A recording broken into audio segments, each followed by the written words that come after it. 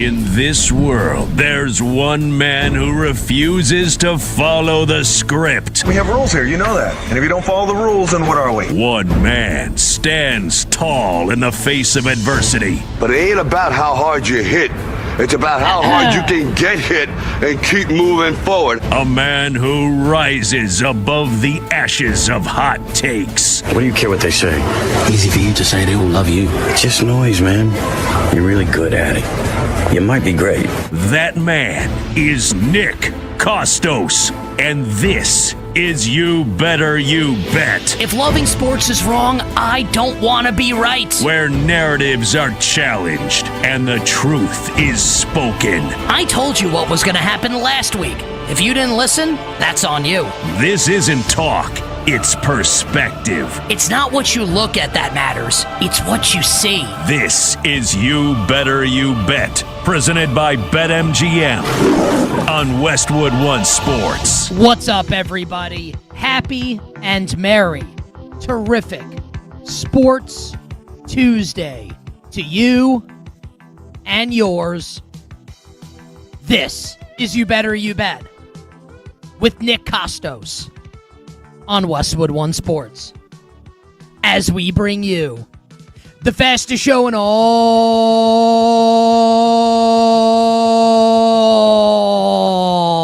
of sports. The show presented today and always by BetMGM.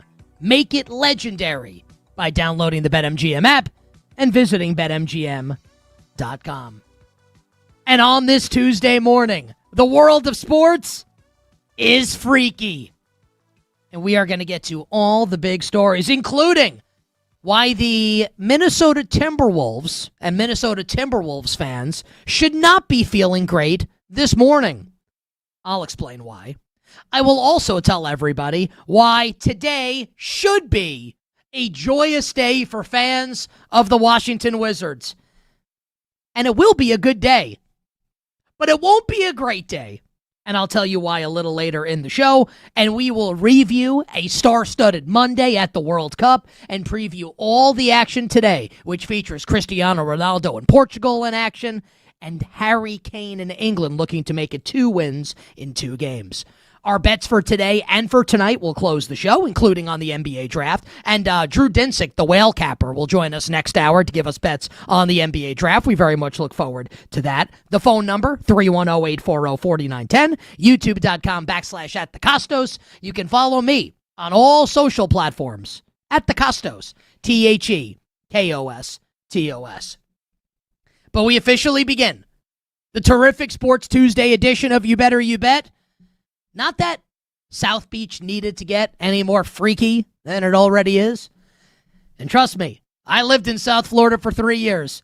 There are freaks roaming the streets of South Beach 24/7, 365.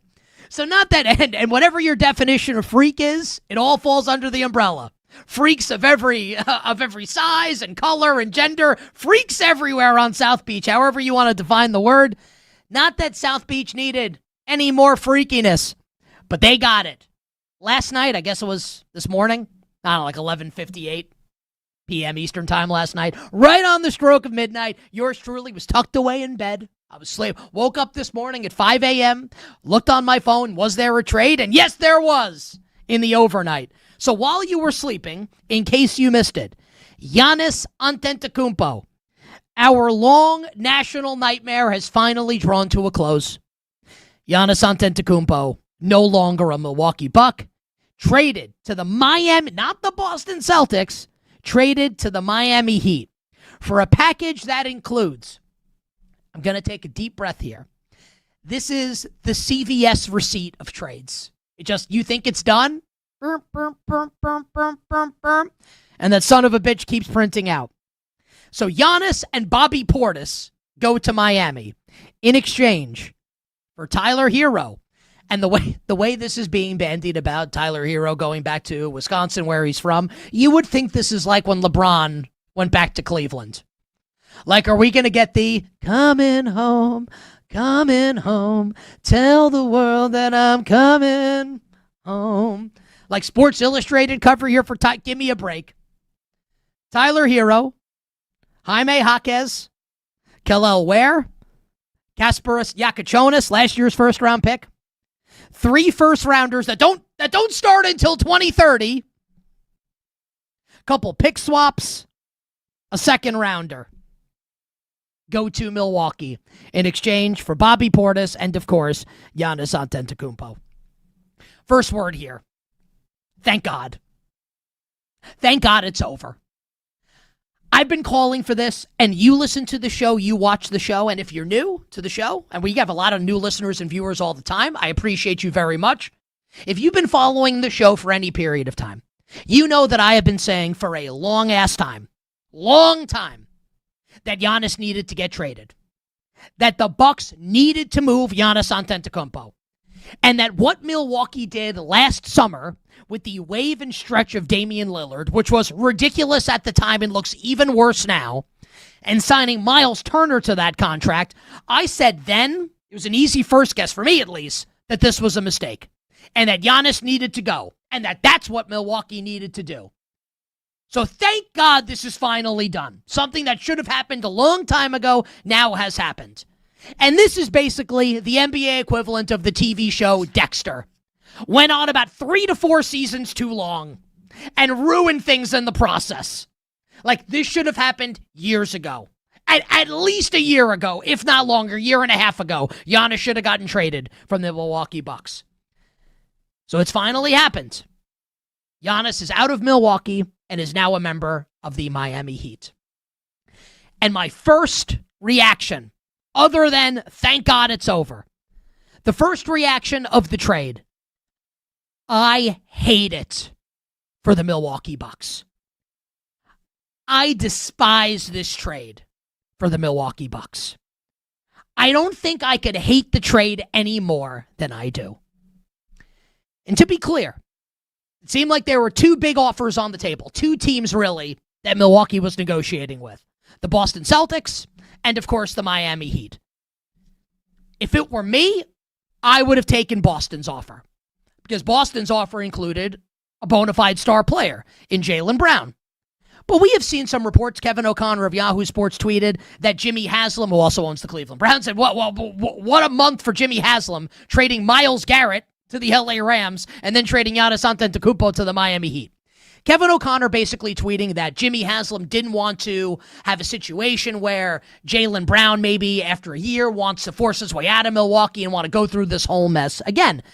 And I've criticized, and we've all criticized Jimmy Haslam in the past for the bumbling nature in which he's owned the Browns, the Deshaun Watson contract, etc.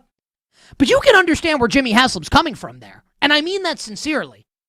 Now, I would have taken Boston's offer of Jaylen Brown and 2 first-rounders because I'd rather have Jaylen Brown than this poo-poo platter of players that the Bucks got from the Heat. But the fact of the matter is, neither one of these trade offers are that great. When you consider that it's Giannis Antetokounmpo getting traded. And it underscores the fact that the Bucks blew this and have blown this for quite some time. That this is what they got for Giannis. And this is generally how it goes, right? When you trade a superstar, Pantheon-level player like Giannis, you're probably not going to get the fair value in return. It's generally not how it goes.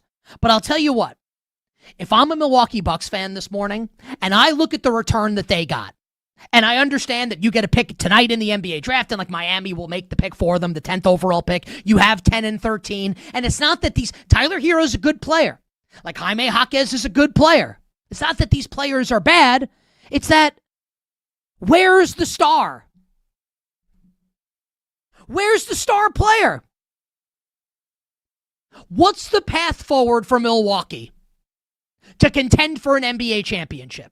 Like, not to make the play-in, not to be a because they'll be respectable. I think Taylor Jenkins is a pretty good coach. The roster's not terrible. It's just, how in the world are you contending for a championship at any point in the near future? They don't even have their own first-round pick next year. And you would think ostensibly, right, that this version of the Bucks this season, with the 2 rookies that they'll draft tonight in the lottery at 10 and 13, that this will be the worst Bucks team moving forward, will be this year's team, if we're operating under that assumption, right, which I think makes sense. They don't even have their own first-round pick. They have a swap with the Pelicans. The Pelicans will get the better of those picks. I just don't see the path forward.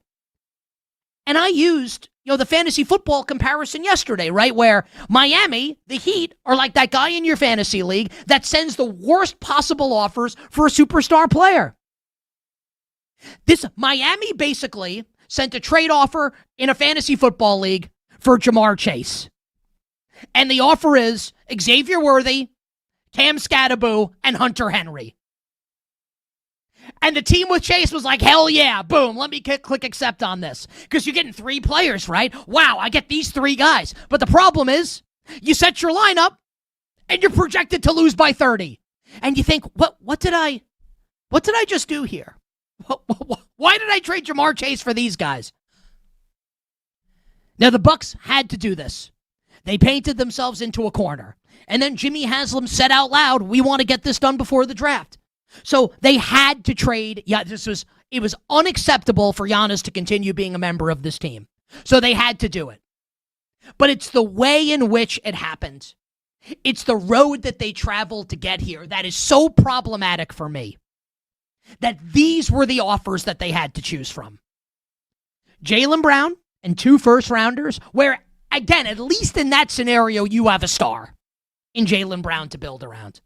Or you can take this gigantic poo-poo platter, emphasis on poo-poo, and I really, truly, and sincerely do not mean that disrespectfully to the players that Milwaukee acquired, because they're not terrible players. It's just that you're trading one of the best players ever, and you get a bunch of good players in return. And first-round picks that won't be relevant for 3 or 4 years from now. I would be crushed if I were a Milwaukee Bucks fan. It's brutal that this is what it came to. Now, at least you can say, if you're a Bucks fan, and there are a lot of great Milwaukee Bucks fans, at least you can say, you got your championship. What they accomplished, what Giannis and company, along with Drew Holiday and Chris Middleton and company, what they accomplished, and Coach Bud, what they accomplished in 2021, you can never take it away from them. The banners never come down.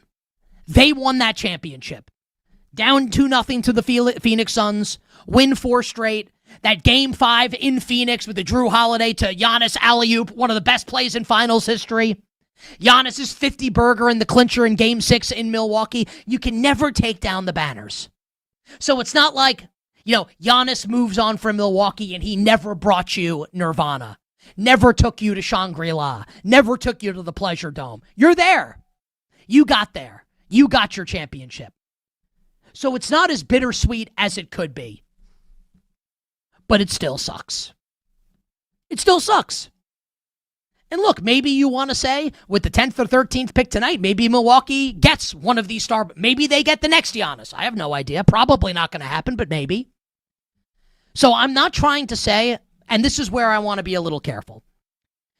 This is not to insinuate that Milwaukee can't develop Yakachonis into a star player or continue to develop Ware and maybe Hero takes the next step, Jaquez, and they use the 2 draft picks tonight and they draft at least 1 stud. Maybe they draft 2. And with draft picks moving forward that they can't build this team back up. But you have to tell yourself a story to get there. It's not impossible that it can happen. But is it greater than 50%? Be honest. It's not impossible, right? And I'm acknowledging that. But it doesn't feel likely to me. I hate that this is how it ended for Milwaukee. Forget about the team. I hate that this is how it ended for fans of the Milwaukee Bucks. That the best player likely of your lifetime in Milwaukee gets traded for Tyler Hero, Jaime Jaquez, Khalil Ware, Kasparis Yakachonis, and a bunch of draft picks in 2030 and beyond. maybe in 10 years we'll look back on this and say, they nailed it.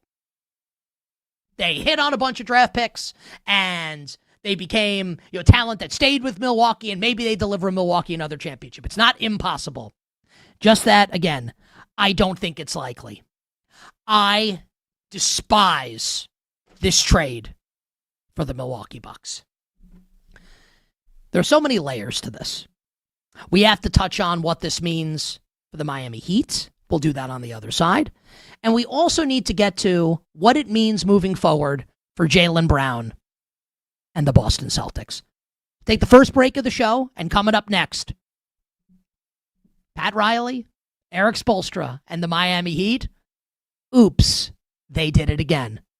Keep it locked right here. You better you bet on Westwood One Sports.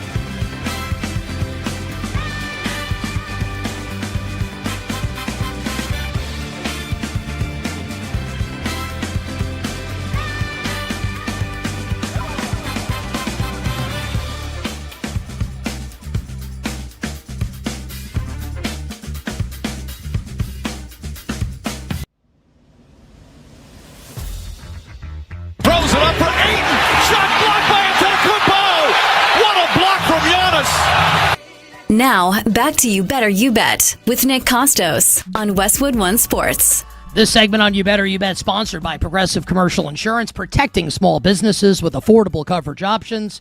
Get a quote today at progressivecommercial.com, progressivecommercial.com. ABC, courtesy of the call. In the last segment, told you why I despise this trade from a Milwaukee Bucks perspective. I understand that they had to make a deal, and I don't think any of the options were great on the table. The fact that they found themselves in this spot and took it to this level with Giannis, when this should have been wrapped up a long time ago, I would be furious if I were a fan of the Milwaukee Bucks. Absolutely furious. But if I were a Miami Heat fan this morning, I would be tickled absolutely pink. They did it again. Pat Riley did it again. Eric Spoelstra did it again. The Miami Heat did it again. Shaquille O'Neal, LeBron James, Jimmy Butler, Giannis Antetokounmpo. From a Miami perspective, whether this leads to a championship or not for the Heat, and we can talk about whether or not it will, this is a trade that you make 1,000 out of 1,000 times. There is not one scenario that exists in this universe or in any multiverse where the answer to this question, do you make this trade and trade these assets for Giannis Antetokounmpo? Not one universe where the answer is not yes. 1,000,000 out of 1,000,000 times you click the button. You click yes. You make it happen, and you bring Giannis in. Where you don't have to trade Bam Adebayo to make it happen. And yeah, it's possible that all these guys will end up being awesome. I don't think it's likely, but it's possible. And if that happens, then yeah, we can relitigate the trade. But at this moment right now, there is no way, if you're the Miami Heat, that you don't make this trade. And if you're a Heat fan, you have to be absolutely loving life right now. Absolutely loving it. Because you went from Miami, a rudderless team, a team who went 43-39 last year, were the 10 seed, didn't make it out of the play-in. That in my estimation, and I think they clearly agree since they made the trade, they kind of had no way out of purgatory.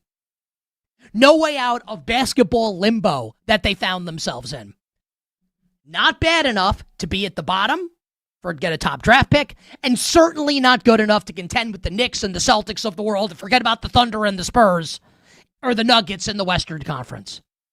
So this is a exceptionally worthy swing of the bat and roll of the dice by Pat Riley and the Miami Heat. Yes, Miami did gut its roster to make this happen. So it's Giannis and it's Bam. You have to find a way to bring back Andrew Wiggins.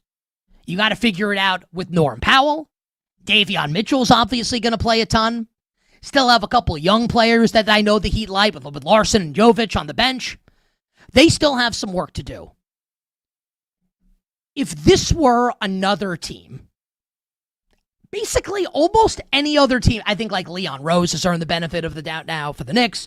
Brad Stevens is a great GM. Like the Spurs are very well run. Sam Presti and the Thunder, obviously. Like there are really good front offices in the NBA. They are outnumbered by the ones that you probably don't have as much trust in. My question to everybody, where would you put the Miami Heat with Pat Riley and company and Eric Spoelstra and company on your list of most trusted front offices and leadership groups? They're pretty high up there, right? So right now, I think it's fair to say that the Miami Heat, even with Giannis on the roster now with Bam, at this moment right now, the Heat are not the best team in the Eastern Conference. And I think you can make the case that the Heat aren't one of the top two teams in the Eastern Conference. That's certainly how the betting market has it. At BetMGM right now, the Celtics are the favorite to win the East, plus 240. We'll get to Boston and Jaylen Brown in a little bit. The reigning Eastern Conference and NBA champion Knicks, my Knicks, plus 275.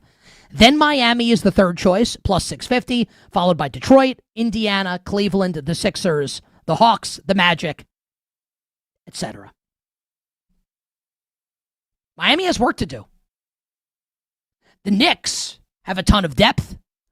Boston has a ton of depth, and you can criticize maybe Boston should have been willing to part with some of that depth to get Giannis. Clearly, they weren't willing to do that. The offer was Jaylen Brown and 2 ones. Now, again, if this is, more than half of the teams in the league, you probably don't feel as good about it. Are they going to be able to fill out the roster? To get creative? Maybe players take less money to play there.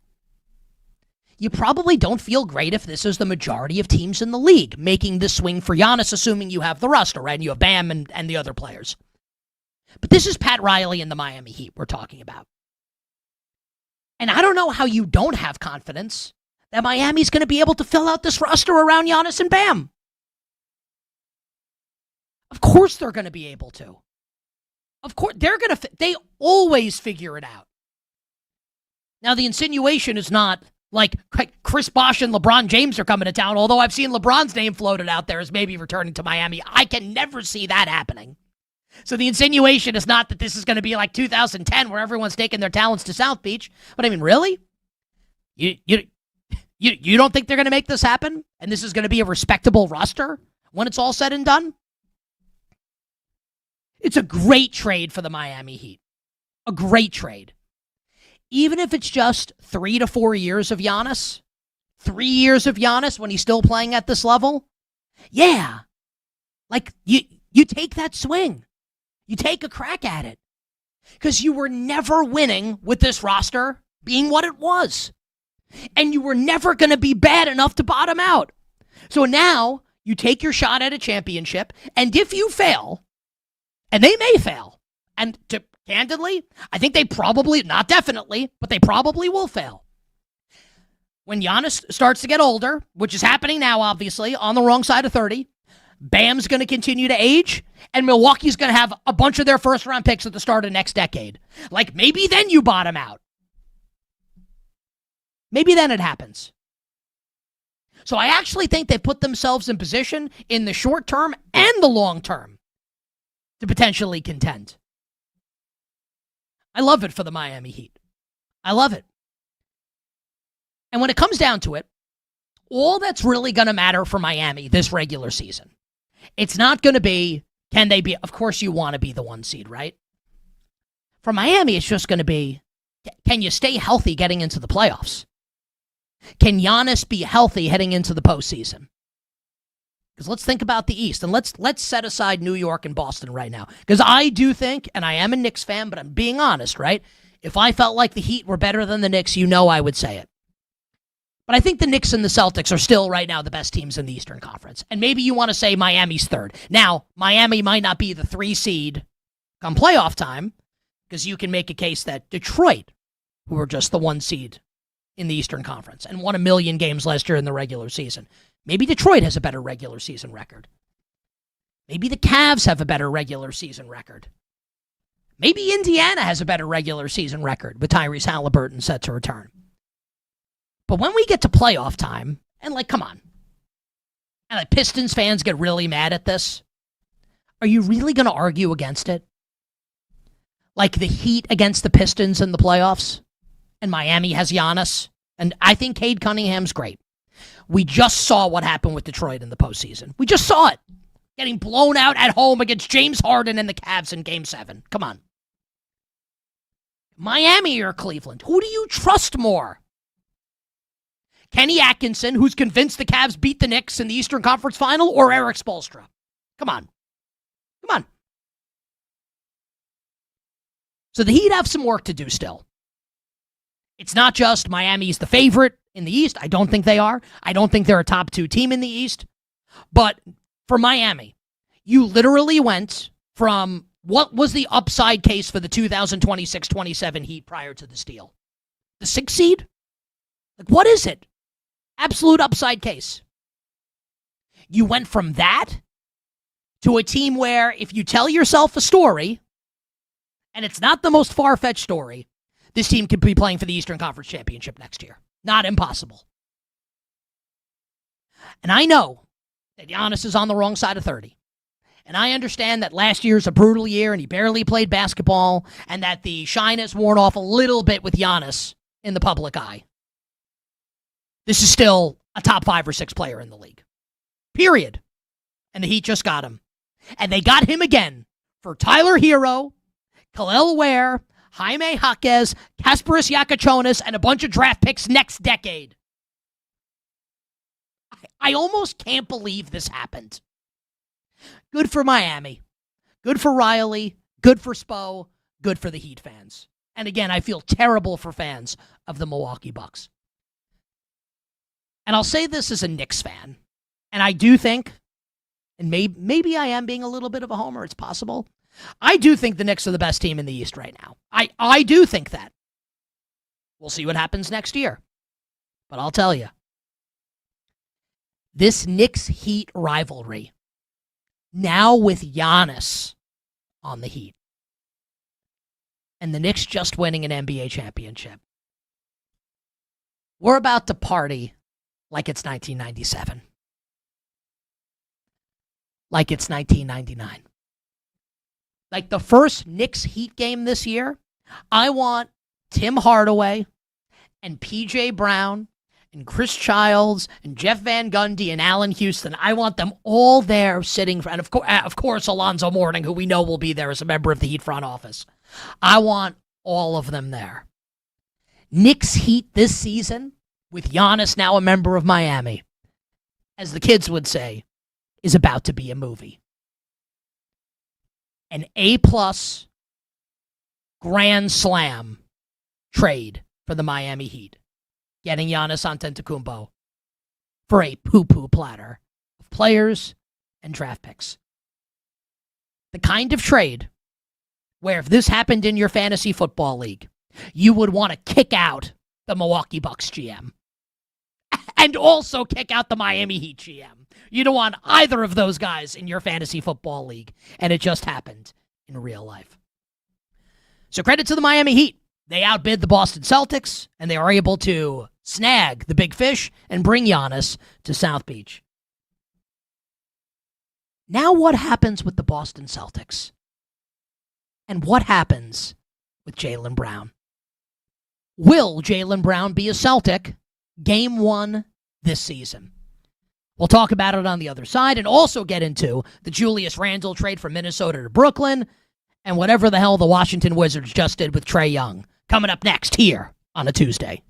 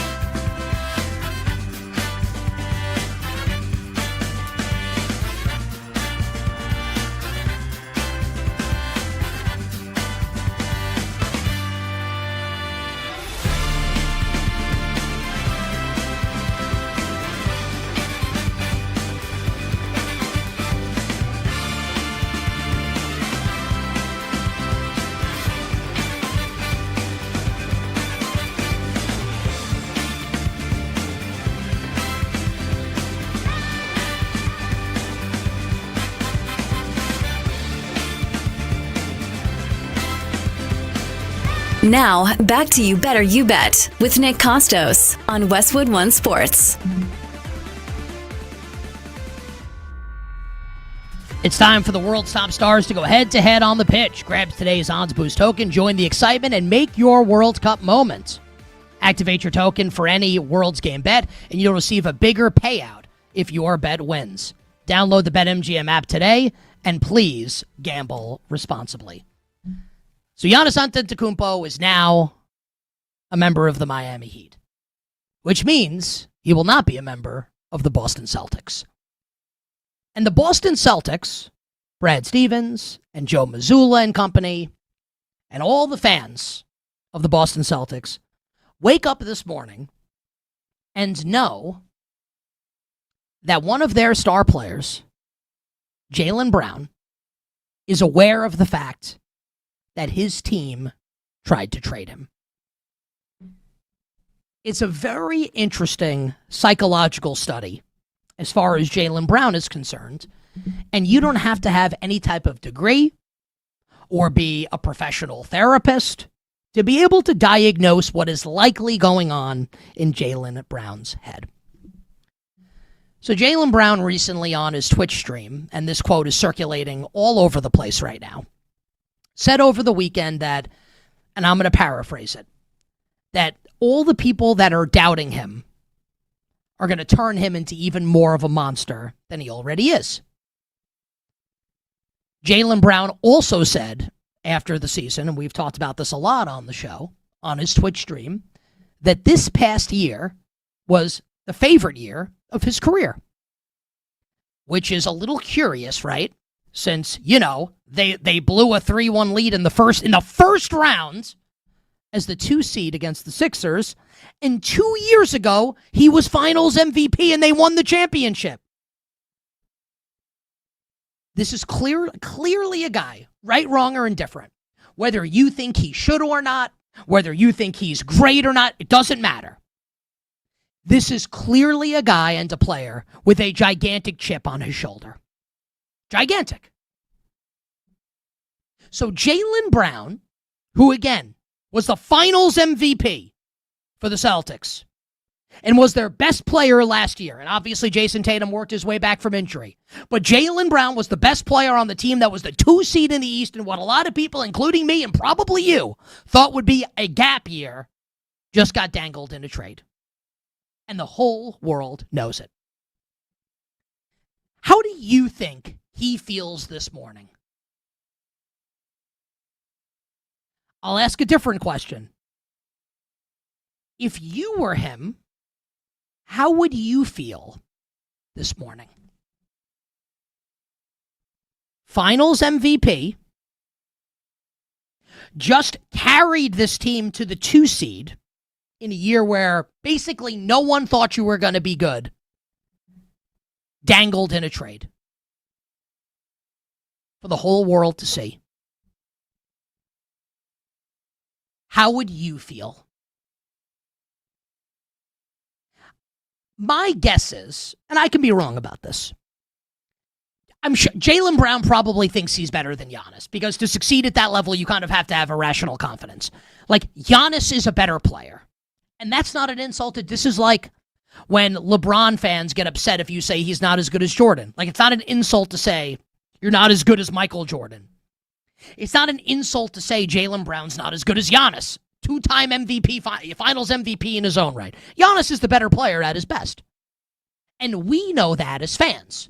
So we can think, yeah, of course you trade Jaylen Brown for Giannis. Hell, I came on these airwaves yesterday and I said the Boston Celtics need to figure out a way to make this happen. Brad Stevens said after the Celtics got bounced in the playoffs by the Sixers that we basically need to stop relying on all the three-pointers and we need to do better at the rim. It felt like this was tailor-made for Boston. Go out there and get Giannis. And if Jaylen Brown's the piece that goes to Milwaukee, so be it. So yeah, I understand the business aspect of this. I was calling for the trade to happen yesterday. I get it. You know who doesn't have to feel that way, though? who doesn't have to wake up this morning and say that to himself and say, well, Giannis is better than me, and yeah, I know that we can't take all these threes, and yes, the Celtics need to get better at the rim, and yes, maybe this gives the Celtics a better chance to win the championship. You know who's not going to say that and not going to think that? Because it's not human nature for any of us in that situation to feel that way? Jaylen Brown. Would you feel that way if you were him? You think he's waking up this morning like all hunky-dory? Yeah, no big deal. I actually take it as a compliment that they tried to trade me, that I'm thought of to be as good as Giannis. Like, what planet are you on if you think that Jaylen Brown wakes up this morning and is just like, kumbaya, no big deal? I would feel some type of way if I were him. All-Star, All-NBA, Finals MVP. I'd feel some type of way if I were Jaylen Brown. And more importantly, you would feel some type of way if you were Jaylen Brown. Now, Jaylen Brown is not like your typical superstar that may now be on the trade market, right? Because he's under contract for 3 more years. So there is absolutely a universe that exists, and the way I'll phrase this to all of you is, how likely do you think this is? If we're going to operate under the assumption, it's an assumption, but I think it's a fair one, that Jaylen Brown's not happy. Would you be happy if you were him? Maybe the Celtics just say, deal with it. You're under contract. You're generationally wealthy. You're going to be a Boston Celtic. And maybe they're just going to, Jaylen Brown's just going to have to deal with it. Maybe. Could happen. Do you think that's the most likely scenario? Or do you think that other teams around the NBA see that the Celtics dangle Jaylen Brown in a trade, know that Jaylen Brown's probably not happy, and are going to be circling the Celtics like sharks smelling and seeing blood in the water? My question to all of you, I want you to answer it in your head, and then I'll give my answer. What do you think the percent chance is that Jaylen Brown is a Celtic game 1 of this season? I'm curious what your answer to that question is. 50? Do you think it's 100? Do you think it's 0? You bet on this Tuesday. Nick Kostos and you, Westwood One Sports. My answer, 49%. 49% chance Jaylen Brown is on the Celtics game 1 this season. Which, again, means that I think it's more than likely that he is playing elsewhere. And it is firmly in the realm of possibility that Jaylen Brown is traded literally today. Is it possible that Brad Stevens is on the phone right now with teams that want Jaylen Brown? Are the Clippers potentially interested in Jaylen Brown? Have the 5th overall pick, have Kawhi Leonard? I'm spitballing here. I'm just saying. The Portland Trailblazers have a lot of assets. Could they potentially, and a new owner, probably wants to make a splash. Could they be in on Jaylen Brown? Kind of feels like Jaylen Brown wants his own team. I'm sure there will be a bunch of teams in the NBA that would love to accommodate that request and bring Jaylen Brown in. I don't fault the Celtics for dangling Jaylen Brown in a trade for Giannis for all the reasons that I've laid out. But what I will criticize the Celtics for, and time will tell if I'm right about this, if I'm right about any of it, I could be wrong. If you were going to do this, if this was going to get out there, that Jaylen Brown is being offered in the trade, I think you have to make it happen. You have to make a deal happen. And this is, aside from the fact that I think it made all the basketball sense in the world, also to try and win a championship in the next couple of years. You want to stop relying on jump shooting? You want to get better at the rim? Here's Giannis Antetokounmpo. You think he helps with that? Now, I don't know the full particulars. I don't know what young players on Boston, Milwaukee was like trying to extract, and the Celtics clearly said no to all of it, and it was just going to be Jaylen Brown and 2 first-rounders. And look, I would have taken Boston's offer if I were Milwaukee because I would have wanted Jaylen Brown. But I mean, those 2 first-rounders, we're talking what, like the 27th pick in the draft at best?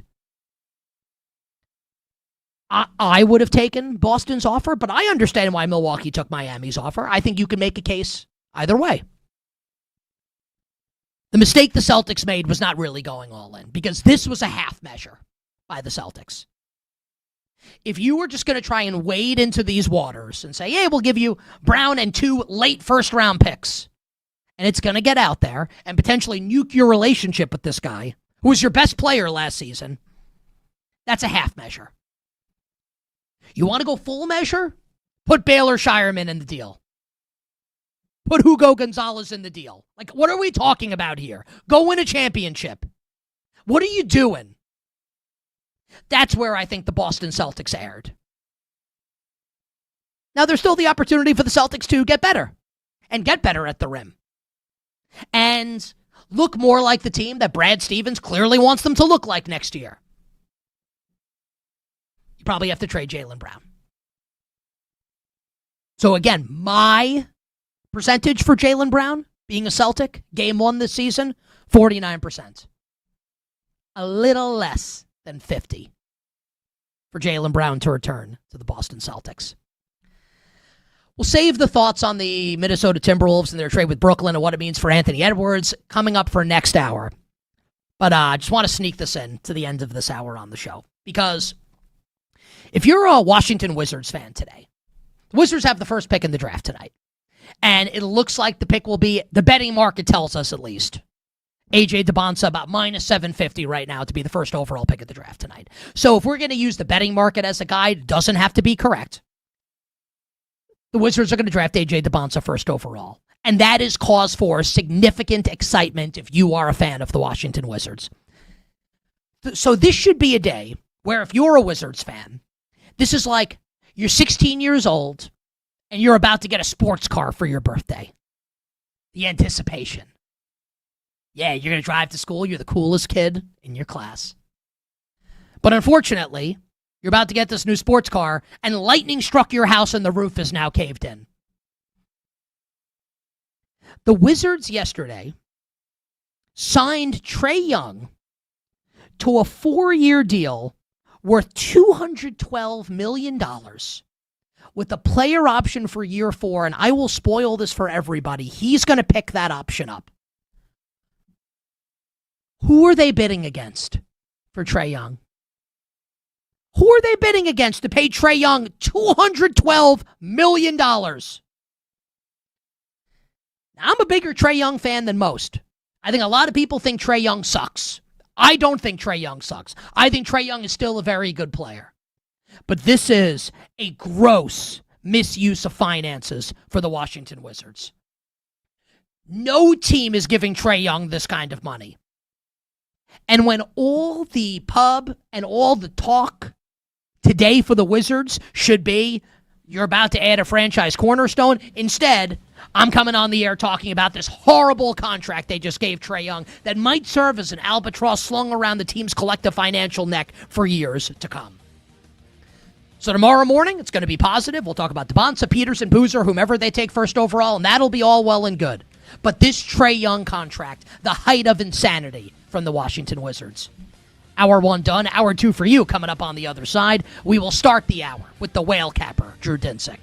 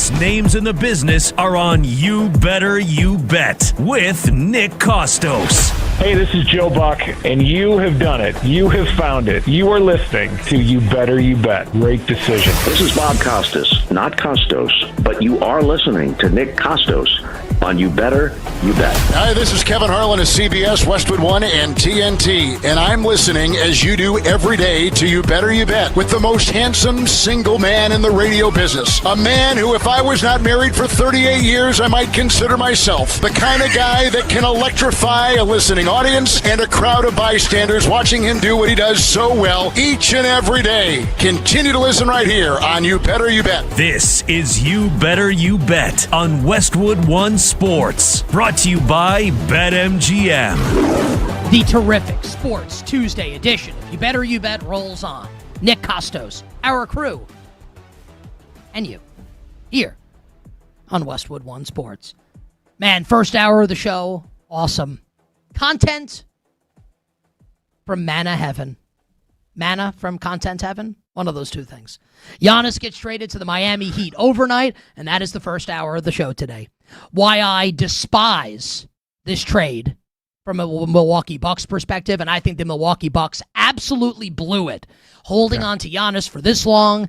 This is the package that you got back for Giannis? This poo-poo platter? Emphasis on poo-poo? Tyler Hero? Like, I love how, again, I said this to start the show. Like, we're doing this with Tyler Hero now, where you would think this is LeBron James going back to Cleveland. Well, Tyler Hero is going back to his home state. Okay. And?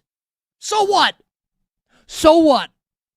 And Jaime Jaquez, and Kasparis Yakachonis, and Khalil Ware, and draft picks that don't kick in until next decade for Giannis.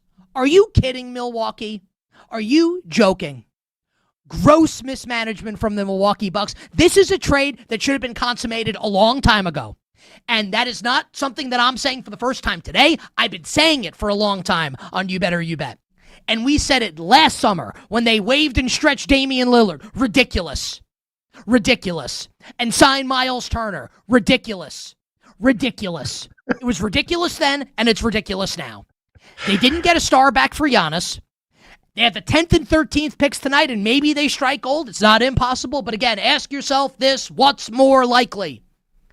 Where's the path for Milwaukee to a championship? Where is it?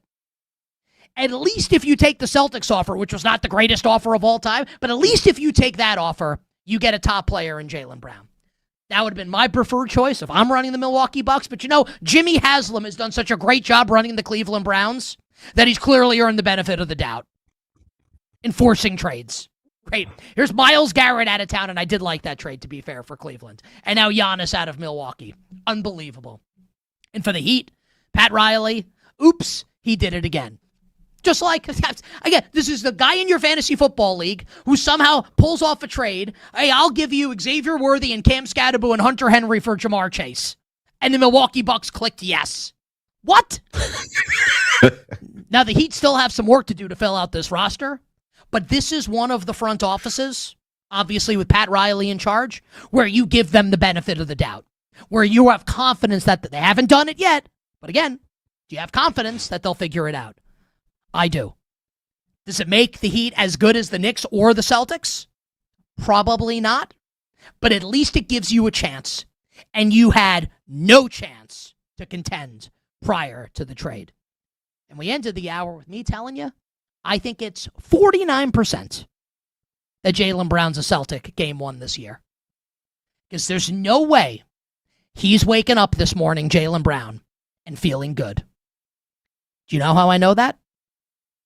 Because if it were you or me, we wouldn't feel good. There's no way he feels good this morning. And also, the Wizards gave Trae Young $212 million, and that seems insane. What the hell do I know? We'll get to the Julius Randle trade and what it means for Anthony Edwards coming up later this hour. Jeff Goodman will join us in about 20 minutes from now from the Field of 68 to talk NBA draft. But joining us right now on the show, one of our absolute favorites. I think he shaved, right? You got less facial hair than usual for people watching on video. The very handsome and one of the sharpest bettors in sports media, one of the sharpest minds in sports media, our friend Drew Dinsick, the whale capper from NBC Sports and the Deep Dive Podcast, on Twitter at whale_capper. My friend, welcome back to the show. What's going on?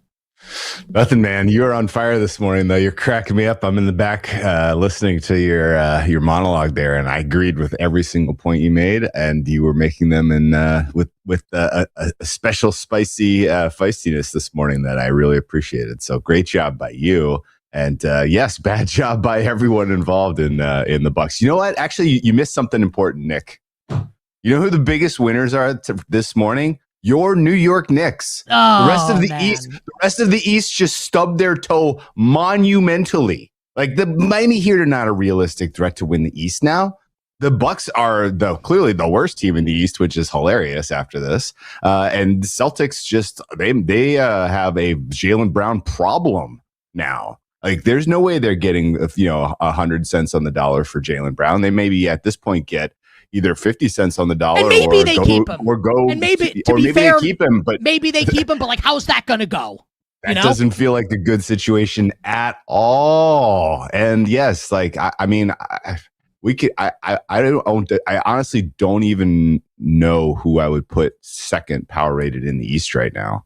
With this kind of, there was a world where you woke up as a Knicks fan and you were probably like, man, this isn't great. Like our chances of repeating as even Eastern Conference champs is been dinged by some Giannis move to Boston or something, and that didn't happen. So, I would say that Knicks fans have another week of celebration after this, and the East looks like it's being mangled by the folks in charge. And yes, Trae Young did sign a $212 million contract with the Wizards, which is at least $100 million more than he's worth.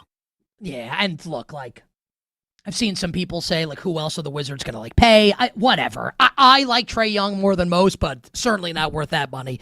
So the thing that I think you said just now, Drew, that interests me the most, and obviously as a Knicks fan, I love to hear your take on this is great for the Knicks. I feel like I'm a little more bullish on Miami than you are following this deal. Now, look, and I said this, right? I even said it to open the hour, where they have some work to do. So it's possible they don't do what they need to do, but I at least have the confidence in them to at least try and make the right moves with Pat Riley in charge.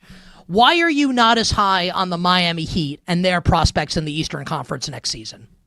I guess it's worth pointing out that Pat Riley being able just to pull off the trade, just like you said, like getting the Knicks to click, getting the Bucks to click accept was masterful by him for what they gave up. I'm not 100% convinced that Norm Powell is going back. I think there's absolutely a world where he walks out the door. And then you look at this roster and it's kind of like, wow, this isn't all that different than Giannis' situation in Milwaukee last year.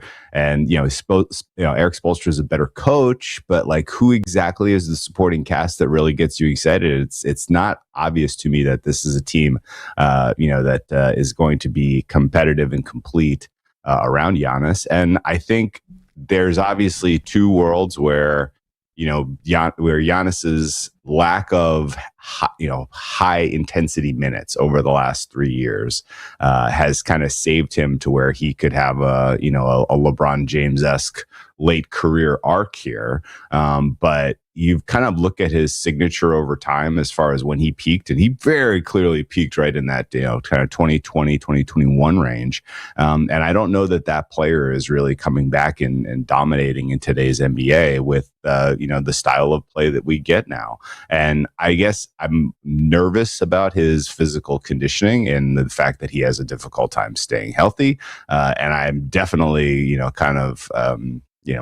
not convinced that the role players that they have around him as currently rostered is good enough to pursue a championship. So there's a lot of avenues where I think Miami underwhelms this year. That said, like, are they, my neutral rating with all of the players healthy is probably going to be fourth or fifth best in the East. Fourth, actually, as I look at my numbers as I'm talking. But Miami's a destination. Good players may elect to just, find their way there and play with Giannis, but he's had a difficult time really recruiting in the NBA to bring other good players to play with him, which I think is notable. Well, to be and I fair, think that, it's a little different trying to recruit players to play in Wisconsin than it is to play in South Beach. It's to true. be fair, and I mean that as no Don't insult you to think, Wisconsin. there's a little bit of players don't really love playing with Giannis. Have you heard that? I have, yeah. Okay, and I get it too. Like he has some black hole about him offensively at the end of games where it matters most. If you're trying to be a supplemental piece, and he is kind of dominating the ball and just forcing his way to the rim and trying to get a foul, and I mean he is the best player. To be fair, well, he's the best player, yes, but he is not. He is in the world of bigs. Like if you could play with Jokic or Giannis, you choose Jokic 99 times out of 100 because of the chance that he's going to create for you. We're talking about two celestial beings, though. Like it's not like you're comparing like a 9.9 out of 10 to a 9.99 out of 10.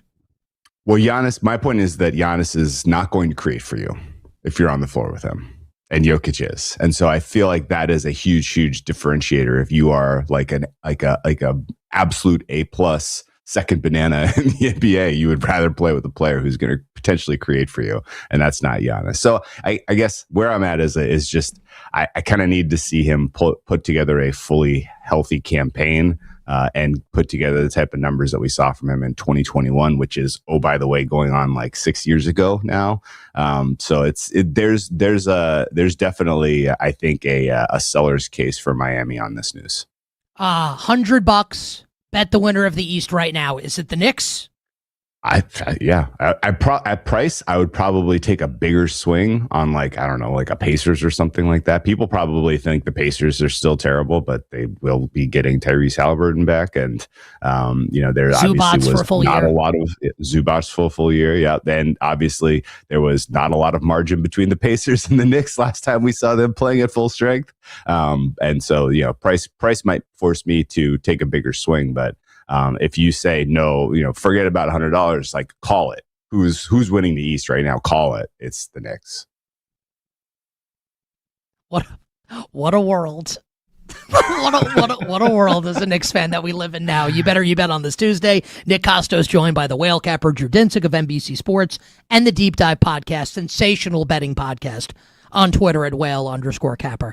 So I've said this a few times, Drew, on like this iteration of You Better You Bet, but just for people in the audience that don't know, you are responsible for one of the great moments in the history of betting content on any platform ever, when you went on VSiN a number of years ago on NBA Draft Day, the Paolo Banchero draft, and said flat out, Woj is wrong.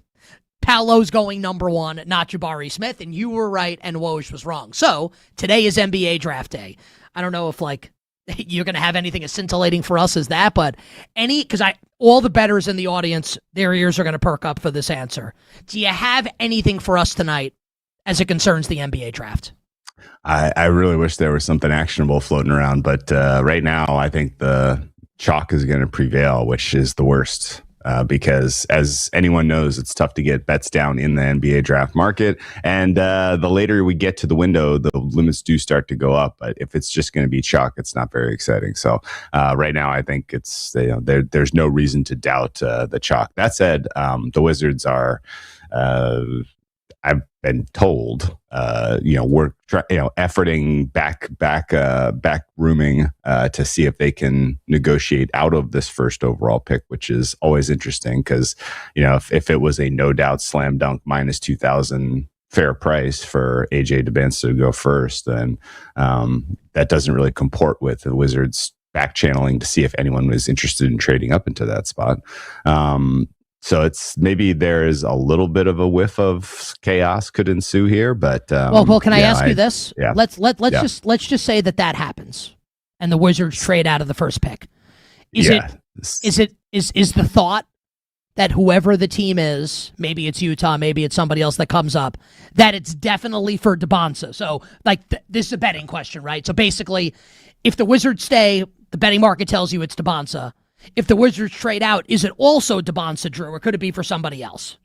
That's my understanding. Yeah. That's my understanding, and that's why it's such an unsexy betting event, right? Like if there was chaos and there was going to be a trade, and if you could basically, and I haven't really dug deep into where there are liquidity pools in some of the prediction markets and things like that. So maybe there is a way to actually find like a jailbreak on this sort of thing, but. Yeah, I mean, the rumor was the Wizards actually were efforting to swap with the Grizzlies. The Grizzlies would take DeBonsa, and the Wizards would then take Cameron Boozer. And so, maybe there's a world where you can find a correct team for Boozer is the Wizards, and something crazy like that happens. How realistic do you think that is? Memphis trading up to 1? I don't think it's very realistic. I don't think Memphis is interested in giving up anything. I think, I don't get a sense that they even really especially prize AJ DeBonsa. They're happy with whichever of the top 3 falls to them. That's the sense that I get. And I don't think anyone in this draft is really going to move the needle anywhere close to what we saw from the top of the draft last year. So I think there's just in general a little bit of teams are kind of trying to consider, how do we build for the future as opposed to, we actually did win something in the lottery. Can you give this? I need this answer in 30 seconds, and then we'll do some soccer to wrap. Just call it. No price. Yep. Who wins the NBA championship next year? The Spurs.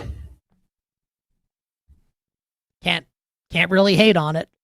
can't really hate on that choice, honestly. I was hoping you would say the Knicks, but I mean, you would think that Wemby will go on his revenge tour next year. Yeah. I mean, you would think. Tough to go against San Antonio, right? It's tough to go against San Antonio. San Antonio, Wemby could get hurt. The Thunder have work to do. They absolutely have work to do because they match up poorly against the Spurs specifically. And I think the flashes that you saw from Dylan Harper in the playoffs are a very, very positive sign that he is going to ultimately take over that principal ball handler role for the Spurs. And at that point, if all of their young players take another meaningful step forward, like look out, like that team is going to be a absolute nightmare in a best of 7 series.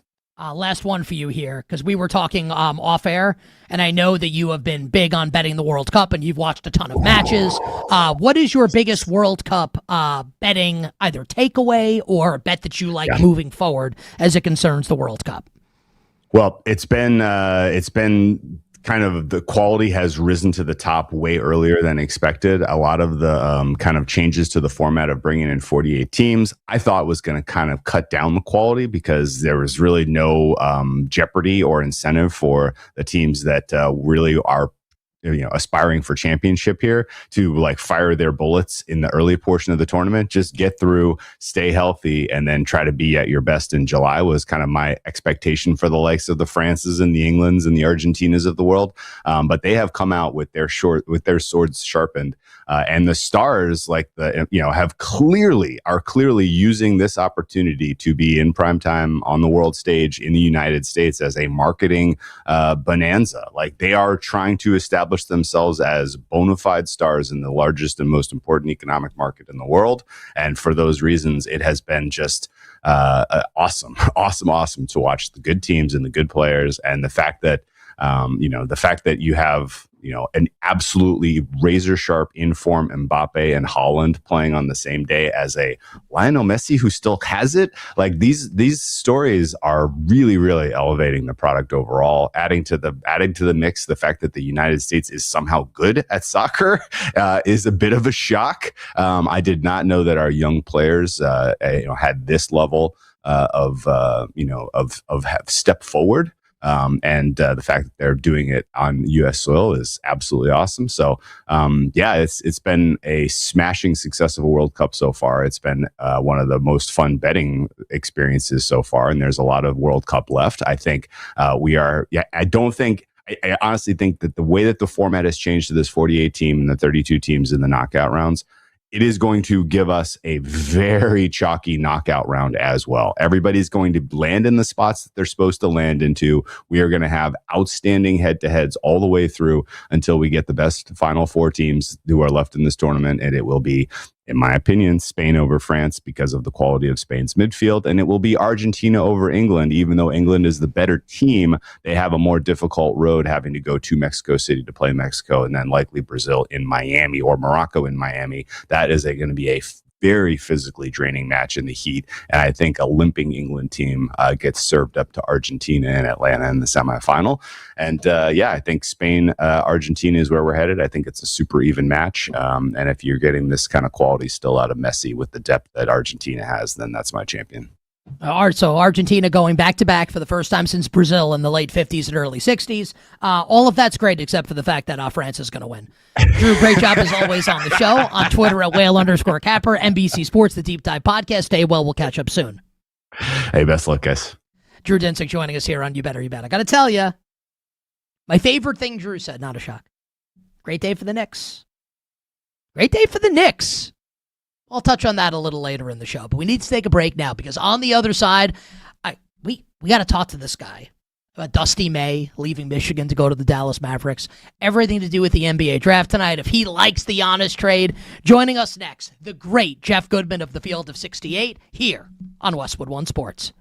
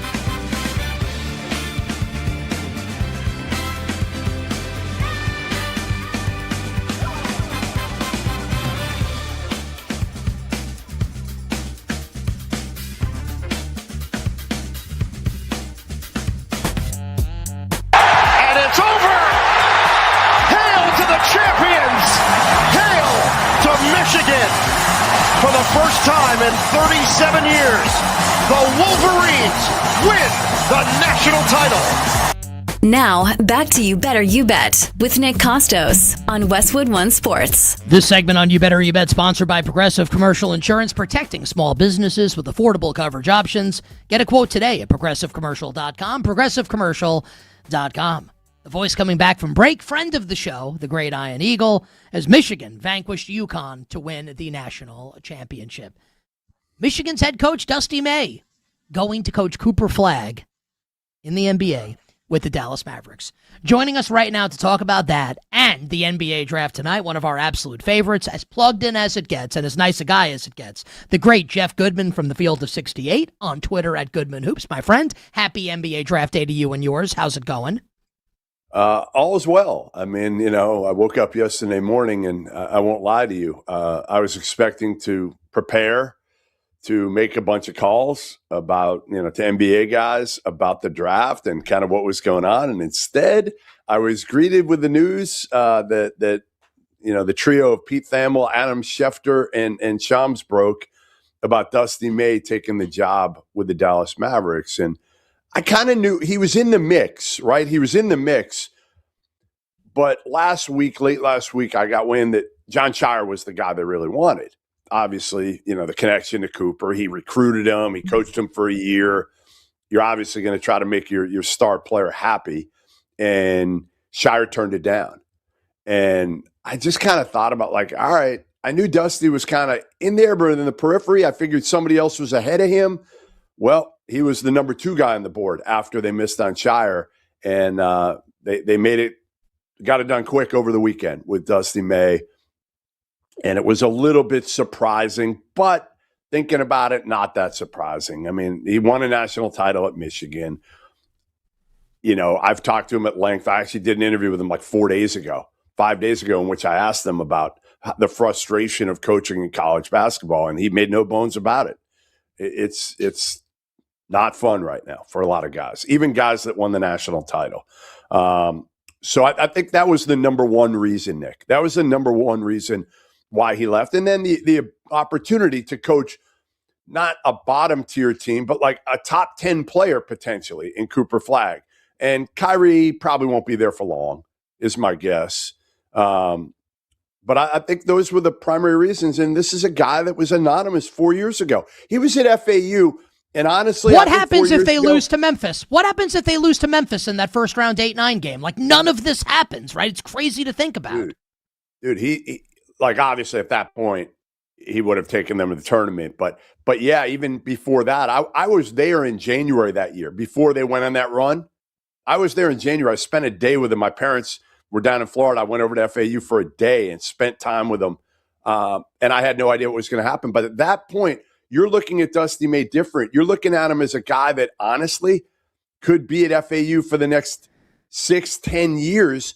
And then, okay, couldn't get it done. And does he get fired? Does he leave for another high major assistant job at that point? And instead, it's like a rocket ship for Dusty May to where now he's got a chance to do something in the NBA. He's got the perfect temperament. He's got the perfect temperament to be able to handle NBA guys. Again, yeah, let me ask the question. Let me ask the question like this to you, Jeff, just on the point that you're making right now, because so Dusty May, it gets broken yesterday, right, that he's going to be the next head coach of the Mavericks, and immediately you see, and it's not wrong, it's correct what everybody says. The history, the recent, let's go back to the 90s, right, whether it's John Calipari going to coach the Nets from there, Rick Pitino to the Celtics, etc.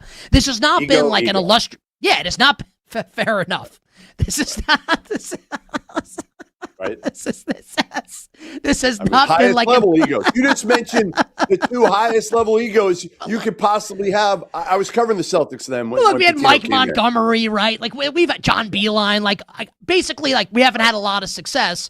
You think Dusty May can succeed in Dallas with the Mavericks? I do. I'm not saying he can't. Yeah, Billy was fairly successful. Donovan, not at the highest level, but he's been good. Brad Stevens was pretty successful when he came over to the Celtics. I think Dusty can be like that. You got to give him talent, obviously. If it's just Cooper and nothing else, they're going to be a playing team, no matter how good Cooper ends up being. But Cooper's going to need a number 2 guy. We'll see. We'll see what they get with the number 9 pick in tonight's draft. But Dusty May is not like the last Michigan coach that went to the NBA. And in the first workouts, he was trying to teach these veterans about like footwork drills. And they were all looking at John Beilein like, all right, what the hell's going on here? Who brought in Grandpa? So that's a Dusty May will be. Yeah. You're on fire, dude. The next head coach of the Mavericks. How close did John Shire come to taking this job and leaving Duke to coach the Mavericks? And if that had happened, what would have been the chain reaction that would have occurred? I think he was thinking about it. I don't know if he was like really close, but I think it was like a 50-50 shot at one point of like, hey, similar situation to Dusty of like, do I really want to be in college? The difference was John Shire is Duke, right? Played at Duke, coached at Duke, assistant, has been there the last 4 years, didn't win a title yet also. So I think there was some unresolved things there for John Shire. Also, if Shire left, like, where's he going back to? Where's he going back to? See, my big thing with Dusty May, my big thing is Masai Ujiri, who just took over, right? He just took over the Dallas franchise, has a quick trigger, really quick trigger, and a big ego. So he wants somebody he can control to some degree. And, Dusty May is going to forever be indebted to him for giving him an opportunity. So he'll play along, and Dusty's easy to deal with. But, like, if Shire goes in there and gets fired after 2 years, yeah, he can go back to college, but, like, can't go back to Duke probably. Can't go to Carolina. Like, there are limited options among the best programs for John Shire. If Dusty May goes to 2 playing games the next 2 years, and Masai says, hey, this ain't working, I'm cutting you loose after 2 years, Dusty can go to whatever the best job is in college. He won a title. He will be as hot as anybody. It'll be whatever, Kansas, Kentucky, you name it, whatever the elite job is, Dusty can walk right back in and get it. You bet on this Tuesday. Nick Kostos and you, Westwood One Sports. Jeff Goodman, our guest from the Field of 68 on Twitter at Goodman Hoops. Is Michigan screwed for this year in college basketball? I don't know about screwed, but it certainly looks like Mike Boynton, their assistant, is going to get the job maybe on an interim basis for the year. That's the way it's trending at this point. He was a head coach at Oklahoma State, did a good job. Got Cade there, hired his brother to get Cade Cunningham at the time. And then remember they had the NCAA tournament ban, and Cade decided to stay even when they were banned, and they had a pretty good year. So I like Boynton a lot. It depends on, obviously, can he keep everybody? They've got a roster that's a top 5-ish roster in the country. If they can keep everybody, and Trey McKinney already came out, their freshman who's going to be a breakout sophomore next year, he already came out on social media and basically said, I'm staying. So I think that helps. But it's more of like the bigs. J.P. Estrella transferred from Tennessee, okay? And he took a discount. Why? Because he saw what happened with Damara, Morez Johnson, Vlad Golden before that, Danny Wolf, all these bigs that Dusty May has transformed into NBA guys. So he took less money. He probably took about $3 million when he could have got, honestly, $4 to $5 million. So does he say now, and I think I would, if I were his agent, I would go back in right now and say, hey, listen, I came here because of Dusty May. I took the discount. I'm not taking the discount now. You guys got to pay me what I'm worth, what a big man of my caliber is worth. So I think right now there's a lot going on behind the scenes. First of all, you're checking in with all the players. Do you want Mike Boynton? Do you want him, number one? And if all the players want him, okay, that's one thing. And then if Mike Boynton is the guy, all right, how are we figuring this out salary-wise right now for these guys? How much more do we have to pay him? Do we have the money to pay him? Maybe we got to let a guy walk. Maybe there's one guy here that we just can't afford to keep, and we got to let him walk. Very interesting as it concerns the Michigan Wolverines coming up this season. All right, let's turn our attention, Jeff, to the NBA draft tonight. It kind of feels like, and curveballs can obviously get thrown, right? But it feels like we're looking at DeBonsa 1 to Washington, Peterson 2 to the Jazz, Boozer 3 to the Grizzlies, Caleb Wilson 4 to the Chicago Bulls. You are exceptionally plugged in. Yeah. Is that your expectation as well, or do you think we're going to see some zaniness tonight when officially the Washington Wizards go on the clock? No, I think that's the way it's going to go down. I do. I mean, again, like Michael Winger and Will Dawkins with the Wizards, they've been pretty close to the vest, but like I think it's one of those two where you're not doing your job if you're not leaking out information that, hey, we also really like Darren Peterson over the last week. Like it's almost a blueprint that happens every single year. I've been covering the draft, right? Whoever's got the number one pick, you're not going to come out and say, oh yeah, we love AJ DeBonsa. Like we are taking them to everybody.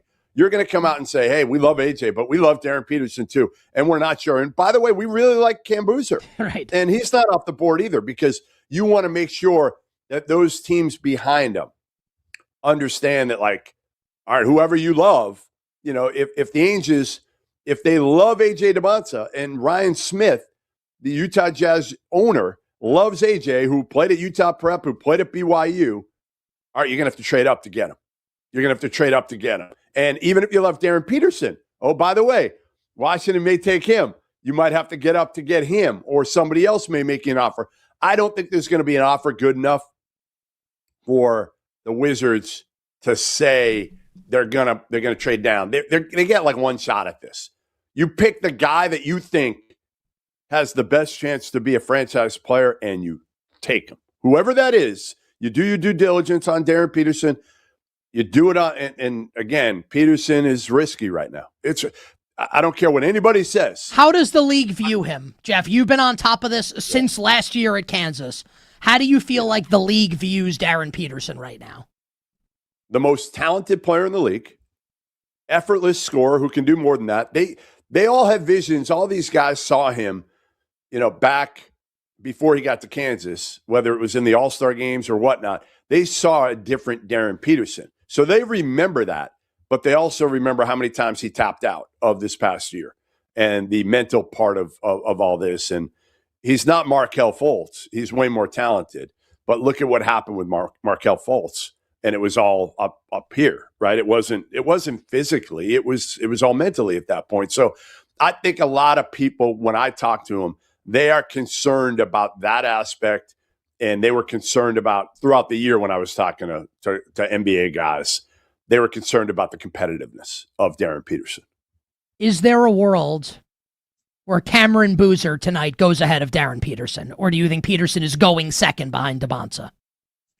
I've just known Danny and Austin Ainge too long to know that they can't pass unless they dug up something that was so worrisome about Peterson. And again, I think the most worrisome thing I ever came across was, again, people close to the situation at Kansas telling me they're worried about its competitiveness. And when you hear that, that would worry me. If I were an NBA GM, that would worry me. And that might scare me off enough to say, you know what?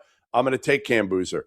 I've just known these two long enough, growing up in Boston, being around Danny every draft, to know that they're not going to pass up on a guy that talented in Utah, where you're not getting another shot at a guy like this.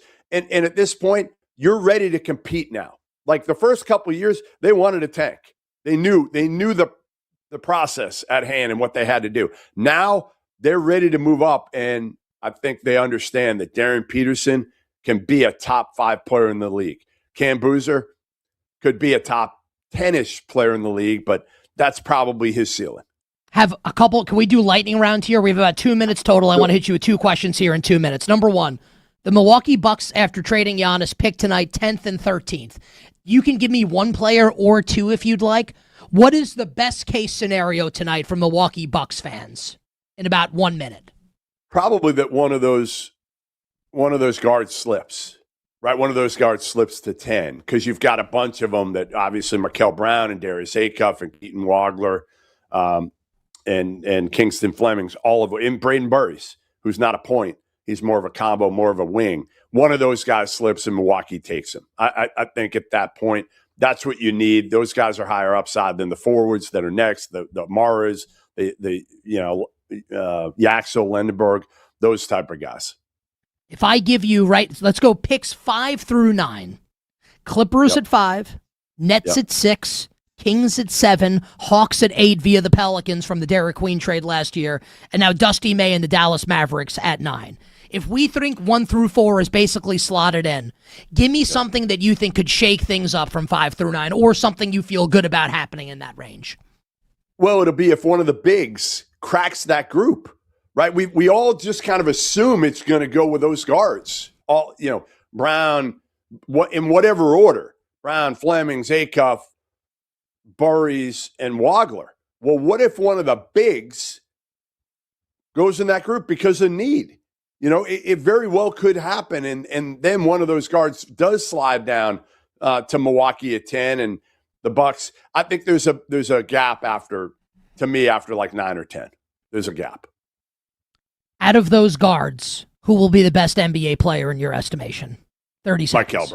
Markel Brown Jr. He's better than got Acuff. The fewest weaknesses. Yeah. Oh, yeah. Yeah. He's got the size. Like, he's legitimate 6'4", 6'5", and he can shoot the crap out of it, and he can make people better. He can get to the basket. He's still figuring out his body. He's grown. He's super athletic now. He just, for whatever reason, it didn't work out well at Louisville this past year. Your opinion notwithstanding, who do you think the LA Clippers will select at 5th overall tonight, assuming they keep the pick? I think it'll be Brown or Flemings. That could be the Not shocker. Wagler, because Wagler seems like the guy everybody's talking about. I think the surprise of the draft would be if the Clippers went with Kingston Flemings at number 5. And I'm not saying it's going to happen. I'm just saying I think it's in play. Okay. Well, I'm going to look up those betting odds here during the break. Jeff, you're the best. Appreciate you as always. At Goodman Hoops, the field of 68. I say this whether Jeff is on the show or not. If you like college basketball, you need to be following the field of 68. Do an incredible job all year round covering college hoops. Jeff, Rob, Doster, and company. And I say this, whether you're on or not. You are my favorite person to go on with at any show, period. I mean that. Your energy, your enthusiasm, your knowledge, all of it, man. Love you. You know that. I wish we could do it more in person. We got to figure out a way, though. We got to figure out a way. Well, my people will be in contact with your people, a.k.a. I'll text you. Sounds good. Thanks, man. Our friend Jeff Goodman, the great Jeff Goodman. Listen, flattery will get you everywhere in this world, at least in my world. The great Jeff Goodman joining us on the show. We'll take a break, and on the other side, more on tonight's NBA draft, more on the Giannis trade. Very busy Tuesday in the world of sports.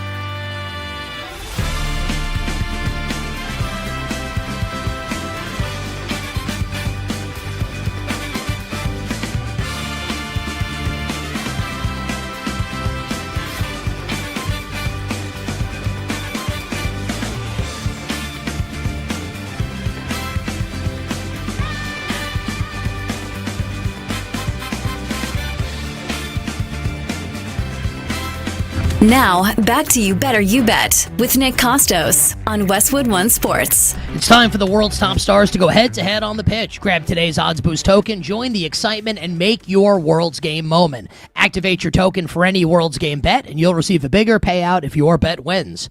Download the BetMGM app today, and please gamble responsibly. In case you missed it last night, lot going on in the world of sports. Not just in the NBA, but also, pretty fun day at the World Cup with Mbappe, Haaland, and Messi each scoring 2 goals yesterday on Monday at the World Cup. We saw, kind of under the radar trade, the Minnesota Timberwolves, and we'll see more of this moving forward in the NBA, and we saw the Oklahoma City Thunder do it on Sunday, trading Aaron Wiggins to the Atlanta Hawks for a couple second-round picks. Basically what they're doing there is clearing the salary. Like, it's a financial move for Oklahoma City, with the way, the new NBA lottery is going to work, with the way the draft is going to work now. So we saw OKC trade Aaron Wiggins for 2 2s. Aaron Wiggins couldn't crack the postseason rotation for OKC. More a commentary on how deep the Thunder are than an anti-Aaron Wiggins take. It's a great trade for Atlanta. And then last night, the Minnesota Timberwolves traded, this is going to sound insane, but then you remember it's a financial move for Minnesota. Trade Julius Randle and the 28th pick to Brooklyn for the 33rd pick, and Brooklyn sends Nick Claxton to the Chicago Bulls. So the Claxton part of this, I don't love it for Chicago just because I feel like they could have spent their money elsewhere. But the two interesting parts of this trade are Brooklyn and Minnesota. So for the Nets, teams are no longer going to be incentivized to go like 10-72. The Nets are going to try to not be one of the 3 worst teams in the league next year again with the way the new lottery odds are going to work. So they have cap space. They can absorb Julius Randle's bloated contract. They're not going to be a good team next year, but Randle will raise the floor of the team. He'll probably score 25 points a game. He'll shoot 1 million shots, and the Nets will be, not great, but also not atrocious. So for the Nets, you understand it from their perspective, right? They need to be at least decent. They can't be horrendous. You're not going to try and be the worst team in the league because you're not, rewarded for it anymore. So that's why Brooklyn makes that trade. Minnesota makes that trade so they can clear salary space to re-sign Ayo Dosunmu, which they did last night. And remember, Dosunmu had a 40-point game against the Nuggets in the playoffs when Anthony Edwards was out. So Dosunmu kind of had a star-making turn in Minnesota after being traded from the Bulls. So Dosunmu will be back with the Timberwolves. Let's just call a spade here. The Karl Anthony Towns trade is an unmitigated disaster for the Minnesota Timberwolves. And yes, we're a couple years removed. And yes, we have the data point that Towns just won a championship with the Knicks, right? But it happened. It happened. Dante DiVincenzo blows out his Achilles. Nobody's fault. It's bad luck, but it happened. It's a thing that happened. He's not going to play next year. And now, the Julius Randle contract had gotten so bad for Minnesota that they literally traded Randle and the 28th pick for the 33rd pick just to get rid of that salary. If you're Anthony Edwards right now, and you're looking around at this team, and he can say what he wants about Jaden McDaniels, and say what he wants about Naz Reid, and he can love Ayo Dosunmu. You tell me if you think the Minnesota Timberwolves are contending with the Spurs and the Thunder next year with this roster as constructed. Now, perhaps there is a move to be made that I'm unaware of right now. It could happen today. Things can change. But I'll tell you what, if the Wolves are going into the season with this roster, it's going to start getting ramped up.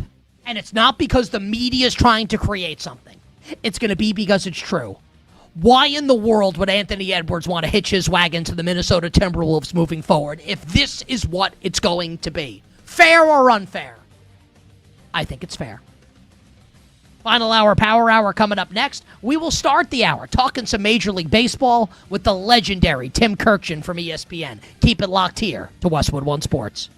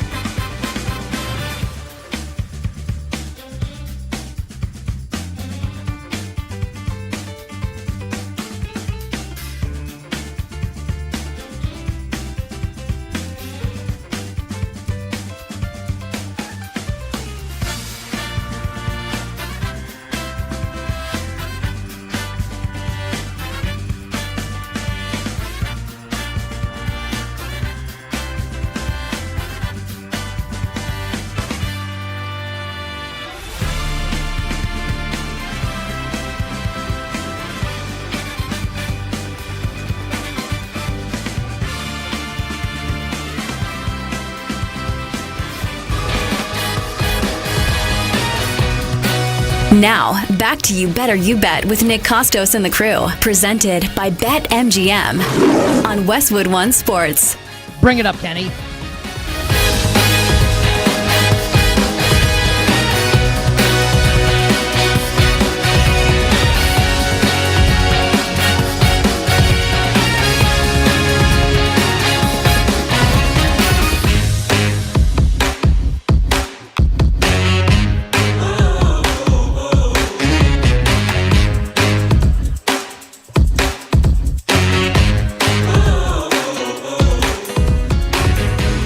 Final hour.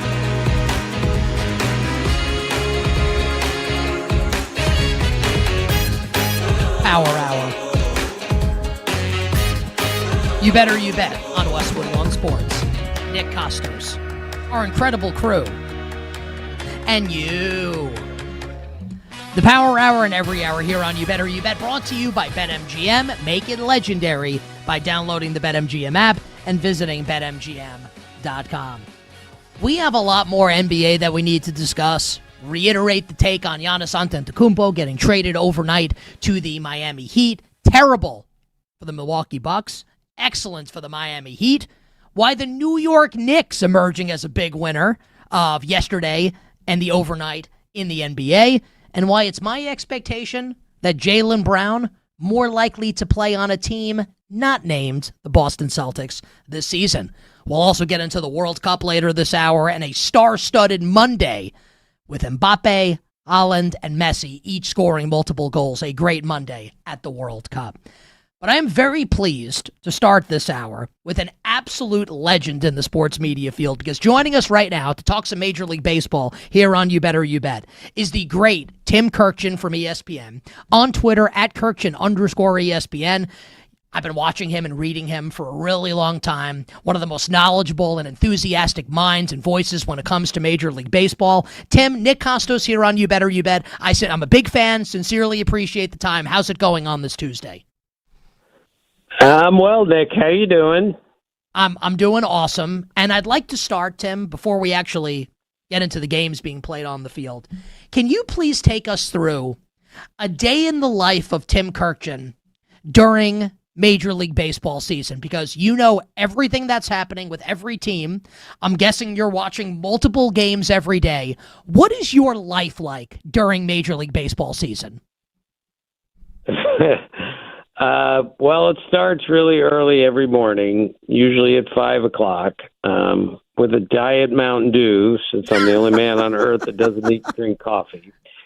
I devour the box scores as quickly as possible, and if I haven't absolutely memorized them by 8 o'clock in the morning, I'm feeling really uncomfortable. So that's always the first stop, is the box scores and a Diet Mountain Dew, and I feel really good when I'm done with that, because I feel at least I have an understanding of what happened the night before. And then, yes, I wait until games are on. Until then, I'm looking stuff up. I'm making phone calls, unless I'm going to a game, which is, there's no substitute for being at the ballpark. So it all starts first thing in the morning, and then all I do the rest of the day, and I'm a grandfather of 5, I have children, all that stuff. I have other things I have to do, but in my whatever work time I have, I am watching games. I can barely find Netflix if you ask me to on my television. I watch baseball games, and I'm almost 70 years old, and I still love to sit around and watch games all day and all night if needed. I absolutely love it. And I have these conversations with like friends of mine sometimes, Tim, where they'll say to me, what TV shows are you watching? And I say, well, the NBA playoffs are on every night. So I certainly commiserate with you on that. It's basically just sports when you choose this for a living. And we absolutely love it. I know I said we would get to the games in a second, but I need to ask you this question now. What went into your decision to not drink coffee, or maybe it's just caffeine in general, no caffeine? How did you arrive at Diet Mountain Dew as opposed to coffee or another beverage as your morning drink of choice? Well, I used to drink a Coke in the morning, and then that probably didn't do me much good. So I switched to Diet Coke, and then I said, all right, maybe too much cola on my teeth is not a good idea. So about 25 years ago, I switched to Diet Mountain Dew thinking maybe it's better for my teeth. I don't think it is. I don't think anything's good for my teeth at this point. But that's where the switch came. It makes me feel good. It doesn't wake me up because I think I'm absolutely oblivious to caffeine after all these years. But it tastes really good, and I love to it's my companion while I'm doing my box scores every morning. Why, this is not I like coffee. It's not a criticism, different strokes for different folks. Why not coffee? Just out of curiosity.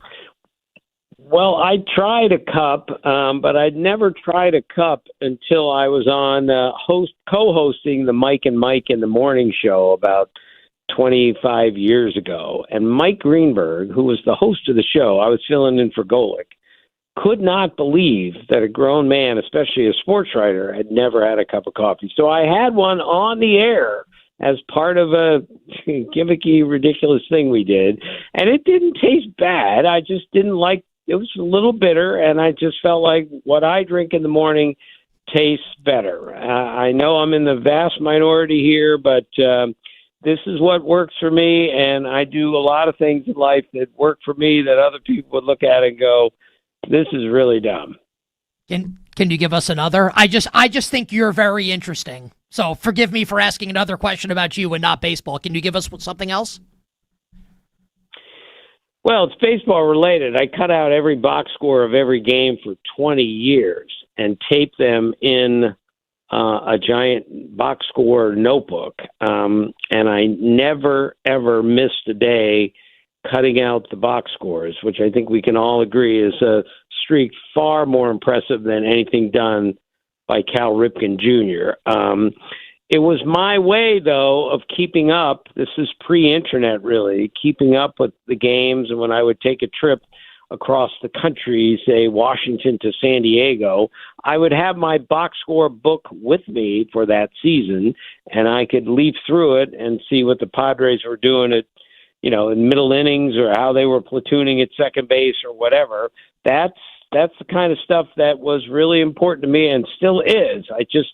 I just can't clip the box scores out of the newspapers anymore because the newspaper industry doesn't have very many box scores anymore. So it was a sad day after 20 years that I had to give it up.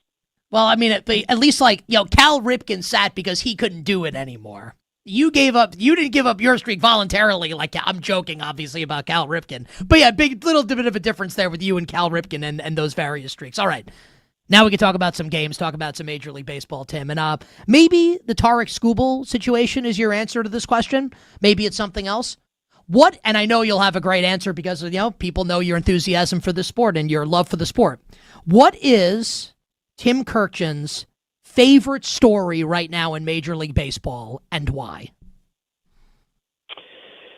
Well, there are so many great stories out there every year, but I think the best story of this season is just the dominant pitching that we watch. I mean, I'm not sure we've ever seen anybody quite like Jacob Mizrowski throwing 47 pitches in one start at 101 miles an hour and having a 9-inning one-hitter with no walks, 15 strikeouts, and throwing only 95 pitches, and the 95th pitch is at 103 miles an hour. And he has separated himself a little bit from everyone else, which is really saying something. But when you look at Paul Skeens and Chris Sale and Christopher Sanchez and Mason Miller as a reliever, they are everywhere. The stuff we see on a daily basis is like nothing I've ever seen. I say out loud to myself, whatever, whether I'm at a game or watching on TV, how does anybody get a hit anymore? That's how good the stuff is that we see. I just saw Bryce Harper recently, and he said when Manny Machado got to first base in the game they were playing in, he looked at Manny and said, we really should have taken better advantage of 2012, he said, when guys were throwing 88 to 90 with a curveball at 75. He goes, those days don't exist anymore, and they certainly don't. So every day I look at the box scores and I see these ridiculous strikeout rates and this incredible stuff by the pitchers. I think that's as big a story as we have today. This can be, Tim, a pencil, not pen answer because it can change based on the week or the month, the season, etc. Is it safe to say right now, in your estimation, that Jacob Misiorowski is the best pitcher in baseball? And if not, who currently holds that mantle in your eyes? Well, he is at the moment. He's only made, 27 major league starts. So, Paul Skeens and a bunch of other guys have all sorts of, ways to say, hey, look what I've done for a much longer time. But if you're asking me right now, who is the one pitcher that I need to watch, it's him. And it's not just because the velocity is certainly unprecedented for since we've been tracking this stuff for the last 25, 26 years. It's his command, which is ridiculous, and his arm slot, which is a little different than a lot of other starting pitchers or pitchers, period. It's a little bit lower than 3/4. The hitters have trouble seeing it. And when you have trouble seeing something, period, you're in trouble. When you have trouble seeing something thrown at 104 miles an hour, good luck. So at the moment, he is the best pitcher in baseball. But that has changed about 5 or 6 different times this season. That's how good the pitching has been in the big leagues this year. And Tarek Skubal, right, of the Detroit Tigers, has absolutely been, if not the best pitcher in baseball, on the short list of best pitchers in baseball the last couple of years. Multiple-time AL Cy Young Award winner. And this seems to be, Tim, like one of the omnipresent storylines in Major League Baseball. The Tigers are playing a little better right now. Have won 4 straight entering tonight and have won 6 of 10. Will they keep Skubal? Will they trade him? What is your sense as to what will happen coming up this summer with the Detroit Tigers and Tarek Skubal? Yeah, and that will be the biggest story in baseball as we move forward. There is no way around that. So what the Tigers want, and I just saw them the other day against the Blue Jays, call their game on the radio, is they want to get back into contention and have Tarek Skubal lead them down the stretch, make the playoffs, and then, in theory, be a dangerous team in October. However, until this 4-game winning streak, there was no indication that was going to happen. But don't forget, 2 years ago, they went to Williamsport for the Little League Classic game, and they were hopelessly out of the pennant race. There's no chance to make the playoffs. And yet, not only did they make the playoffs, they won a playoff series. So this is what the Tigers want, is to make the playoffs with Skubal leading them there. However, being a free agent at the end of the year he's going to get money that no pitcher maybe has ever gotten. They have to trade him. They have to trade him at the trade deadline if they are out of the playoff race. And this is going to be a very difficult decision because who trades the best pitcher in the American League? The Tigers might not have a choice. If they're going to rebuild and get better for next year and beyond, I think they're going to have to deal him. But I'm in favor of hanging on to him if they've got a real chance to make the playoffs, because in the American League, where there are no really great teams right now, you make the playoffs, you have a chance to go to the World Series. Tim Kirchin here with us on the show from ESPN. You Better You Bet, Westwood One Sports. Nick Kostos and you, presented by BetMGM. Tim, if indeed the Tigers do trade Tarek Skubal, so we get a little further into the summer and they're not really in the mix, we don't get the sense that they're really going to be a contender come October, what is your best guess as to where Tarek Skubal could end up? Well, that's a good question. You have to look at some big market teams, because only a big market team is going to be able to give up what it's going to take to get Skubal and then be able to pay him long term. Because you can't give up 5 players for Tarek Skubal at the end of July, beginning of August, and then just lose him to free agency 2 months later. So almost by definition, it has to be a big market team. We've talked about the Mets a bunch of times, that the Mets are obviously in trouble about making the playoffs, but with all the expectations there, they're short on starting pitching. They can't just not make the playoffs this year and then not make the playoffs next year. So he would be someone that certainly would interest the New York Mets. So that's at least one big market team to keep your eye on. But we are a long way away from a decision being made on Tarek Skubal. I think, Tim, if you asked a lot of baseball fans, maybe even just casual baseball fans, right? What will the World Series matchup be this year? And this is not to insinuate that they're correct, just that I think that this would be the consensus opinion, is that it'll be a rematch from a couple of years ago with the Yankees and the Dodgers. If that is not going to be the case, and it could very well not be the case, who do you think upends the apple cart? And maybe it's a team in both leagues, and maybe you think it won't be the Yankees or the Dodgers. But as we kind of project this out into October, into the World Series, what do you think about that consensus opinion, the two favorites, the Yankees and the Dodgers in the AL and the NL, and who could potentially upend that apple cart? Well, that's who I would pick at this point. But thank goodness I don't have to pick at this point because it's June the 23rd. I really like the Mariners, who haven't gotten going yet in the American League, but they've got Cal Raleigh back. Their starting pitching is tremendous. They have a deep, versatile, powerful bullpen, and I think it's only a matter of time before they pull away in that division. So they would be the second team at this point for me in the American League. The National League, there are a bunch more contenders, but you cannot count out the Phillies, who have gotten things going a little bit better here under Don Mattingly. You can't count out the Braves, even though injuries have really set them back. And you should never count out the Brewers anymore. The way the Brewers have played with their starting pitching, Kyle Harrison, and, of course, Jacob Mizorowski, and the way they score runs. So I think there are candidates to knock the Dodgers out of the favorite in the National League, but I'm still staying with the Dodgers. They've had a million problems this year, and they still were the first team to 50 wins this year. Tim, my final, I think this will be the final question. You have lived and continue to live an extraordinary baseball life and have followed the sport obsessively, and I mean that in a very complimentary way, for a long time.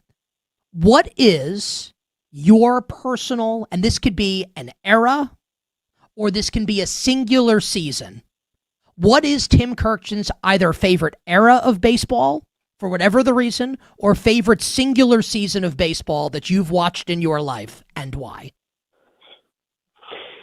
Well, I think it's the mid-'80s, so I'm going to go with an era. It was 40 years ago, let's say. And look, I was a relatively young, impressionable writer. I was on the beat as a full-time baseball beat writer for a newspaper for the first time. I got to see Cal Ripken, Robin Yount, Paul Molitor, Alan Trammell, George Brett. I got to see those guys play all the time. I learned how the game was played watching guys like that. And even though players today are bigger, stronger, faster, and probably better than ever, that era was the most important and the most special one and my favorite because, again, I was young and learning so much at the time, and I'm still learning, by the way. But I just love the way the game was played back then. Not that I don't love it today, but the ball was in play more often. We didn't have 18 strikeouts per game. The players were fundamentally sound because they had to be, because they couldn't overpower the sport with their physical gifts like guys do today. So that was my favorite time, was the mid-'80s for a million different reasons. There was some amazing baseball played right around that time. We all hope this is not the case, Tim, but if there is a lockout and there's little or no baseball played next year, what are you going to do with yourself on a daily basis? Well, the last time we had a work stoppage was because of COVID, so I did a daily this date in baseball history where I did something like, it was called the Daily Fix, where I just kind of reminded everyone this is what happened on March 27th, and took it all the way every day until we started playing again in July. Frankly, I'm not sure what I'm going to do this year next year if there's no baseball. I've seen every Columbo episode about 4 different times, so I'm not sure that's an option. But I would just become full-time grandfather if that happened, and I love those duties, but I need to cover baseball, so I am rooting for baseball to be played next year no matter what. If you could watch one show that you've never seen, so you find yourself with a little more free time, There's one TV show that you could watch that you haven't seen before. What would that TV show be? Well, again, I'm really showing my weakness here, and there are a lot of weaknesses in my game, but I never saw Breaking Bad, and everyone told me, like, Breaking Bad it's sensational. is like the greatest show ever. Yeah. Right, and there are a lot of sensational shows that I missed while I was watching a Reds-Pirates game, but this is the life I've carved out for myself. I'm not changing it. But I would like to I'd like to binge Breaking Bad sometime, but I'm going to have to wait until November to do that. It's exciting. Listen, you take it from me, from your old friend Nick Kostos. We just met. You pour yourself a tall glass of Diet Mountain Dew with ice, and you fight. Now, the first season's a little slow, so you make it through like the first couple episodes, and it really goes into overdrive from there. You trust your old pal Nick. I would not steer you wrong. Tim, I really appreciate the time. You're awesome. Thank you very much. I hope to do this down the line. Okay, Nick. Thanks very much. See you. Tim Kirchin joining us here on You Better You Bet. It's an interesting dude, right? I know sometimes I struggle with this. Not a struggle is the wrong word, but that's a guy he's a fountain of information. Like let's say I would never do this because you don't care. Maybe some of you do. Most of you don't. Like, let's say if I asked Tim, who's the most irrelevant team in baseball, right? Like the Rockies. I mean, that is no insult. Like, they stink, right? Like, do the Rockies have the worst record? Like, the Giants stink. The Rockies are 31-4. Like, if I asked Tim Kirchin, hey, tell me about the Colorado Rockies' 7th and 8th inning bullpen plans moving forward this season and how you think it could get better. He'd give a dynamite answer to that question. Like, he knows the answer to that question and would probably make it really entertaining. The problem is that no one cares about that specific example, right? But when I at least, not you, when I get someone like Tim Kirchin on the phone or on video, I want to know about them. What an interesting dude. Doesn't watch TV. Except baseball. Wakes up at 5 a.m. every day and pores over the box scores for hours. For hours. Because do you know what he is? And this is like the Wolf of Wall Street. One of us. If you're a big sports fan, we are all a little bit like that. And we all have stories to tell like that. Whether it's me, and yes, I will throw because I have the microphone, and I'm a huge sports fan. Like when I get the NFL encyclopedia for Christmas when I'm 5, and Thurman Thomas is on the cover, and I read the whole thing. And I start playing Tecmo Bowl, and I keep track of all the stats in a notebook. I am insane like that. I love sports. You're probably insane like that also, right? You love sports. That's why you're here. That's why you listen to the show. That's why you watch the show. So, yeah, like Tim Kirchin's a stud. He knows everything about every team.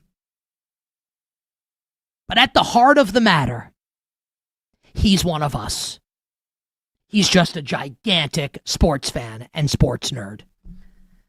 On the other side, more on the Giannis Antetokounmpo trade to the Miami Heat, why the New York Knicks might just be the big winner in this whole thing, and more on tonight's NBA draft and what the Washington Wizards, Utah Jazz, Memphis Grizzlies, etc. will do at the top here on Westwood One Sports.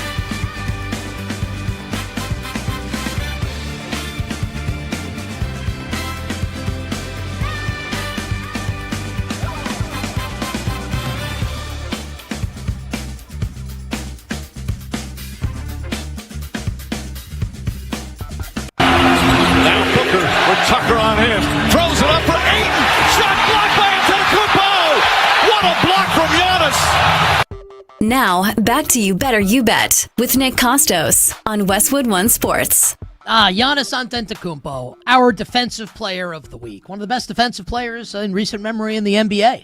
Defensive Player of the Week here on You Better You Bet is sponsored by our friends at Navy Federal Credit Union, proudly serving all branches of the armed services, veterans, and their families. Learn more at NavyFederal.org.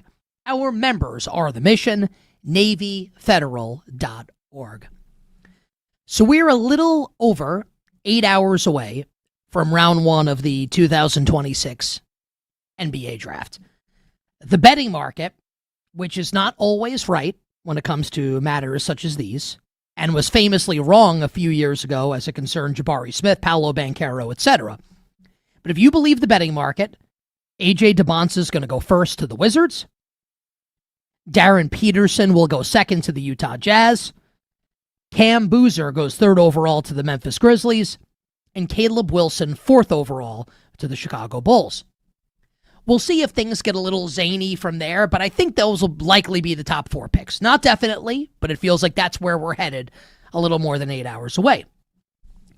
So I think if there is going to be fireworks tonight, or fireworks today in the NBA, it is less likely to be about some kind of cataclysmic trade at the top of the draft, someone going up for DeBonsa or Peterson slipping.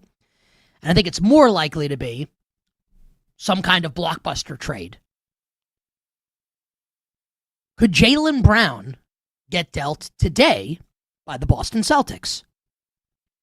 I told you in the first hour of the show, and I couched it a little bit because I didn't say 0%. I think it's 49%, a little less than 50%, that Jaylen Brown's on the Celtics game one this season, for all the reasons I laid out in the first hour of the show. He's got a huge chip on his shoulder. He's talking about being doubted. He said last year was the best year of his career, even though they lost in the first round, because he's the guy. He didn't say that. I'm saying it. It's obvious. And the whole world knows that the Celtics tried to trade him for Giannis, whether or not they were right to do so. I think they were. The whole world knows it now.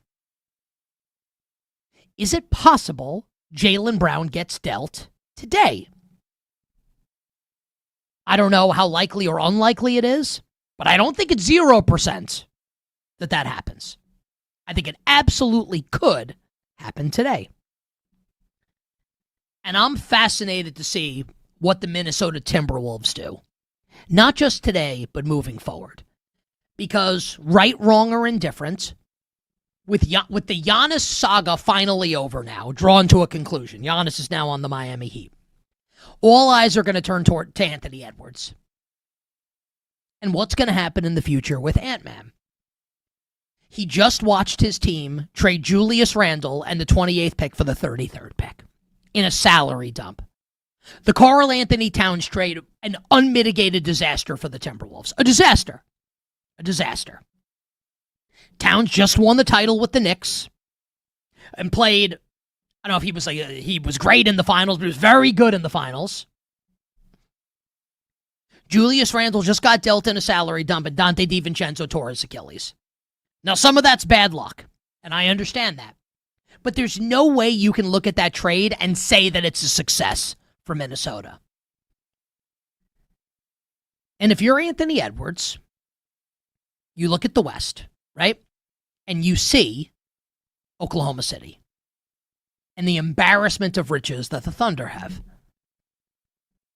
And you look at the Spurs and the embarrassment of riches that the Spurs have. And you look at Denver, who, after the Nuggets got bounced by Minnesota in the first round for the second time in 3 years, not in the first round, but for the second time in 3 years getting bounced by Minnesota. The report came out that Denver is willing to trade anyone not named Nikola Jokic. So maybe Denver makes some type of move also. And Anthony Edwards looks at his team, and I know he loves Naz Reid, and I know he loves Jaden McDaniels, and we know he likes Ayo Dosunmu, who the Timberwolves just re-signed. But let's keep it a buck, right, as the kids would say. Are the Minnesota Timberwolves currently close to the top teams in the West? Are they close? I mean, you can make a case. Let's see what the Lakers do over the next couple weeks. Let's see what the Lakers do this summer. Are the Wolves good enough to contend? I think the answer is probably no. Even while acknowledging that Ant's one of the best young players. And if that's true, and I believe it is, when does Anthony Edwards start making a lot of noise? When does that happen?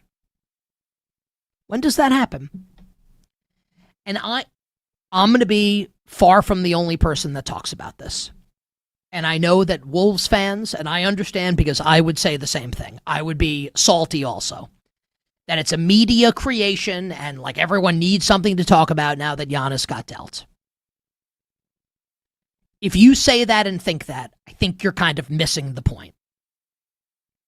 Tell me it doesn't make sense. That Anthony Edwards could look around and say, you know what? I'd like to, if all things were equal and I could win a championship in Minnesota, hell yeah, let's do it. Do you think that's going to happen? Given the state of their roster currently, given the state of the West, and with this, they had to trade the 28th pick for the 33rd pick to get Brooklyn to take Julius Randle's contract. You think Ant's happy about that? Would you be happy about that if you were Anthony Edwards? You bet on this Tuesday. Nick Kostos and you on Westwood One Sports. On the Giannis trade, started the show talking about how I feel terribly for fans of the Milwaukee Bucks. It's a brutal trade for Milwaukee. And I see some people trying to spin this as, well, look at all the young talent they got, and can they coax it out of them, and Taylor Jenkins is a good coach. Like, okay, maybe. Also, like, probably not. Like, probably not going to go great. These picks don't start until next decade, literally, from the Miami Heat. There's no path forward to a championship for Milwaukee. None. Zero. At least if they had, and I'm not trying to make it like Boston's offer is the greatest offer ever, Jaylen Brown and 2 1s, but at least with that offer, you acquire a legitimate superstar, like a super duper megastar in Jaylen Brown. Instead, here's a poo-poo platter. Best player in franchise history for a poo-poo platter. I feel awful for Bucks fans, and this could have been avoided. Not necessarily that Giannis could have stayed. I feel like that ship sailed a long time ago, and the last people to realize it were Giannis himself and the Milwaukee Bucks organization. But they could have absolutely, at some point earlier in this process, gotten a better offer for Giannis. And they dragged it out to the last possible second tier, and they had 2 bad offers to choose from. It's a terrible job by the Milwaukee Bucks. And a grand slam home run for the Miami Heat. Now, maybe it doesn't result in an Eastern Conference title or an NBA title for Miami. Maybe it doesn't. I think it's probable that it won't, with how good the Knicks are, and we'll see what Boston does. And Miami has a lot of work to do to fill out its roster. Listen, it's Pat Riley there, though, so you have some confidence that it can happen. But this is a trade, even if I told you, or even if Miami knows, more than 50% we don't win a championship after making the trade. Even if they knew that, you still make the deal. 10 times out of 10, 100 times out of 100, 1,000 times out of 1,000, million times out of 1,000,000, you make this trade. You don't have to trade your best player and you get like the 5th or 6th best player in the game. It is a no-brainer trade for a team that's trying to win. For a team in Miami who won 43 games last year, certainly not good enough to compete at the highest level in the East. Forget about the West if they get to the finals. Can't compete with the top of the East, but was never going to be bad enough to bottom out. Never. And even if they did bottom out, the new lottery and the new tanking rules aren't even going to help them. So you take a big swing and you pair Giannis with Bam, with one of, if not the best coaches in the NBA in Eric Spoelstra. And you trust Pat Riley to figure it out around them. We'll see what happens with Norman Powell. We'll see what happens with Wiggins. But I think you give Pat Riley the benefit of the doubt that they can make this happen. And there are teams that I think are more likely to have better regular season records this year than Miami. The Detroit Pistons, the Cleveland Cavaliers, among them. And I'll just use those two for now. Let's fast forward to next April or next May. The Miami Heat fully healthy, and we'll see what the roster fill out is, but good enough to make the second round of the playoffs, let's say. Miami against Detroit. Who are you taking? Be honest. Miami against Cleveland. Who are you taking? Be honest.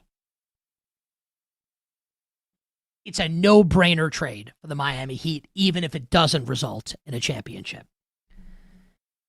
And as far as the Boston Celtics are concerned, I said yesterday, I felt like this was a trade Boston needed to make. Do you know who knows it? The Celtics.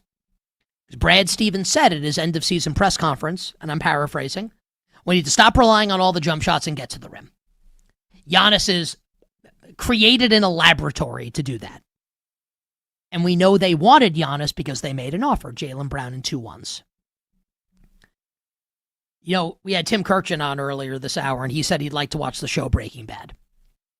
I referenced this line from Breaking Bad quite a bit because I think it applies to sports and to actual real life, which is the concept of no half measures. Like you either do something or you don't.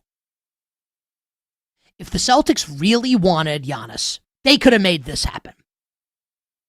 But they want to hold on to Hugo Gonzalez. You know, like this is the Knicks and Quentin Grimes a couple. I don't understand it.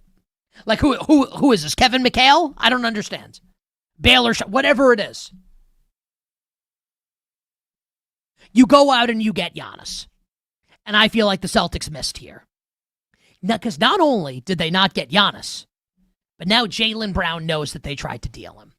And how's he going to take that? Will he be a Celtic next year? And our friend Drew Dinsick said something last hour on the show that I have to agree with. The New York Knicks are quietly the big winner of everything that happened in the Eastern Conference overnight. The New York Knicks are the big winner of the Giannis Antetokounmpo trade to Miami. Because now Milwaukee's out of the mix, obviously. Boston's been hurt because Jaylen Brown now knows he wanted to get dealt. And I don't think, even if you wanted to construct the best case scenario for Miami in terms of roster construction around Giannis and Bam, that Miami Heat team can beat the Knicks. The New York Knicks just became even more likely to represent the East in next year's NBA Finals. And I absolutely love it. We have a little piece of breaking news here. I'm guessing this is per Shams Charania, because the sources tell ESPN. The Portland Trailblazers are going to hire Minnesota Timberwolves lead assistant Micah Norrie as the franchise's next head coach. Norrie, I'm reading the tweet. Norrie, widely regarded as one of the league's top assistants, has been in the NBA coaching ranks since 2009 and now takes over in Portland. So the Bulls hired Tiago Splitter, who was the Blazers' interim coach after, how's this for a sentence? Remember this? Chauncey Billups got arrested. Remember that? So Tiago Splitter is now the head coach of the Bulls. Micah Norrie will be the next head coach of the Portland Trailblazers. I'm not going to lie to anyone and tell you that I know if Norrie is going to be a great coach or not. I have no idea. The thing I am interested in seeing, how much money is he getting paid? Remember Blazers owner Tom Dundon, the new owner of the Blazers, reportedly wanted to cut everybody's salary and not pay a head coach? I'm curious how much he's making to be the next head coach of the Portland Trailblazers. Before we take the final break of the show, our executive producer Bill Zimmerman is here with the trivia question of the day. Bill, what do we got? All right, Nick. Well, you heard it there at the beginning of this segment. Giannis Antetokounmpo, defensive prowess. He was our defensive player of the week. Now he's won defensive player of the year, and he was on first team all defensive NBA 4 straight years, which is an impressive feat. But it's not the record. One player was first team all NBA defense 9 consecutive years. Who was it? What era are we? Can I get an era hint? You have to give a decade, an era. what would you call an era? Like, I don't know how to call an era without a decade. Like the Jordan era, the Bird Magic era, etc. All right, I guess that's era. decades. It's in the Jordan era. Is it MJ? It is not Jordan because he would have done it if he hadn't retired. Oh, correct. He retired because he was first team all defense every year. Correct. All right. Well, I'll try to attempt to answer this question after the break. We'll close the show with our bets for tonight, and we'll talk some World Cup on the other side to wrap up the Tuesday edition of the show right after this.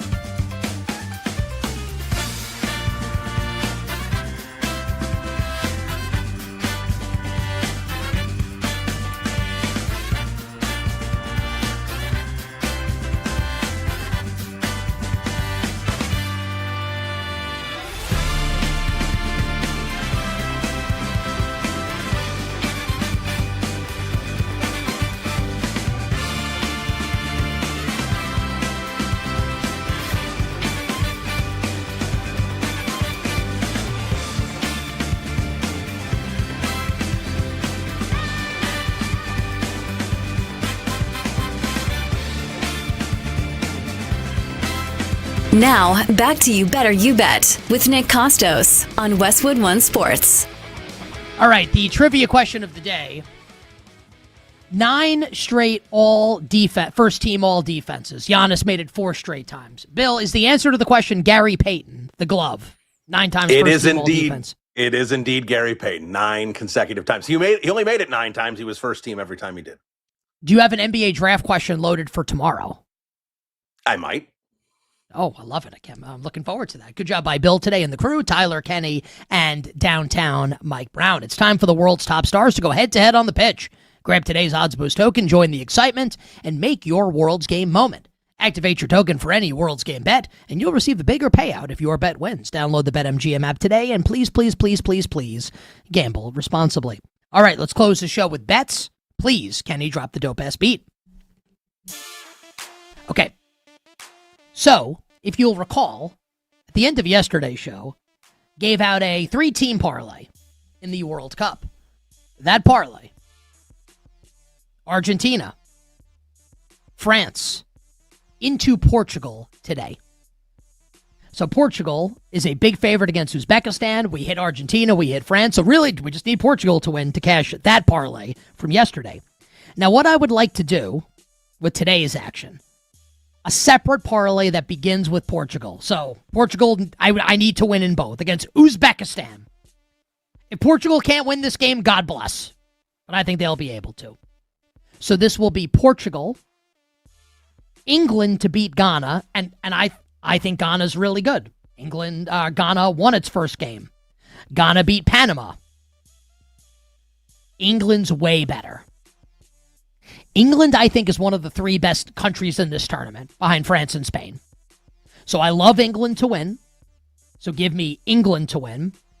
And then we will run that into Croatia to beat Panama. Now, Croatia's minus 200, not as big a favorite, but this is a must-win game for Croatia. Croatia lost the first game to England. So Croatia, not a must-win game. I guess they could draw and then beat Ghana in the next game, but Croatia would like to win this game, obviously. And Croatia still has Luka Modric and others. So Portugal, money line to win. England, money line. Croatia, money line. Those 3 legs at BetMGM, plus 102. Portugal, England, Croatia, all to win. As far as the NBA draft goes and betting it, it feels like there hasn't been an edge basically this entire cycle. That's what everybody says. I guess the one thing that I'd like to do, so I have the market here for the 5th overall pick to the Clippers. Keaton Wagler is minus 120. Remember what Jeff Goodman said earlier in the show? He thinks it's going to be Mikel Brown, plus 275. Couple bucks on Mikel Brown to go 5th overall tonight to the Los Angeles Clippers. I can't wait to do the show tomorrow with everybody. We will break down everything that happened today in the NBA and tonight in the NBA draft. Until then, I'm Nick Kostos wishing you minimal sweats, winning bets, the absolute very best of luck. Our good pals, Bleck and Abdallah, coming up next on Westwood One Sports.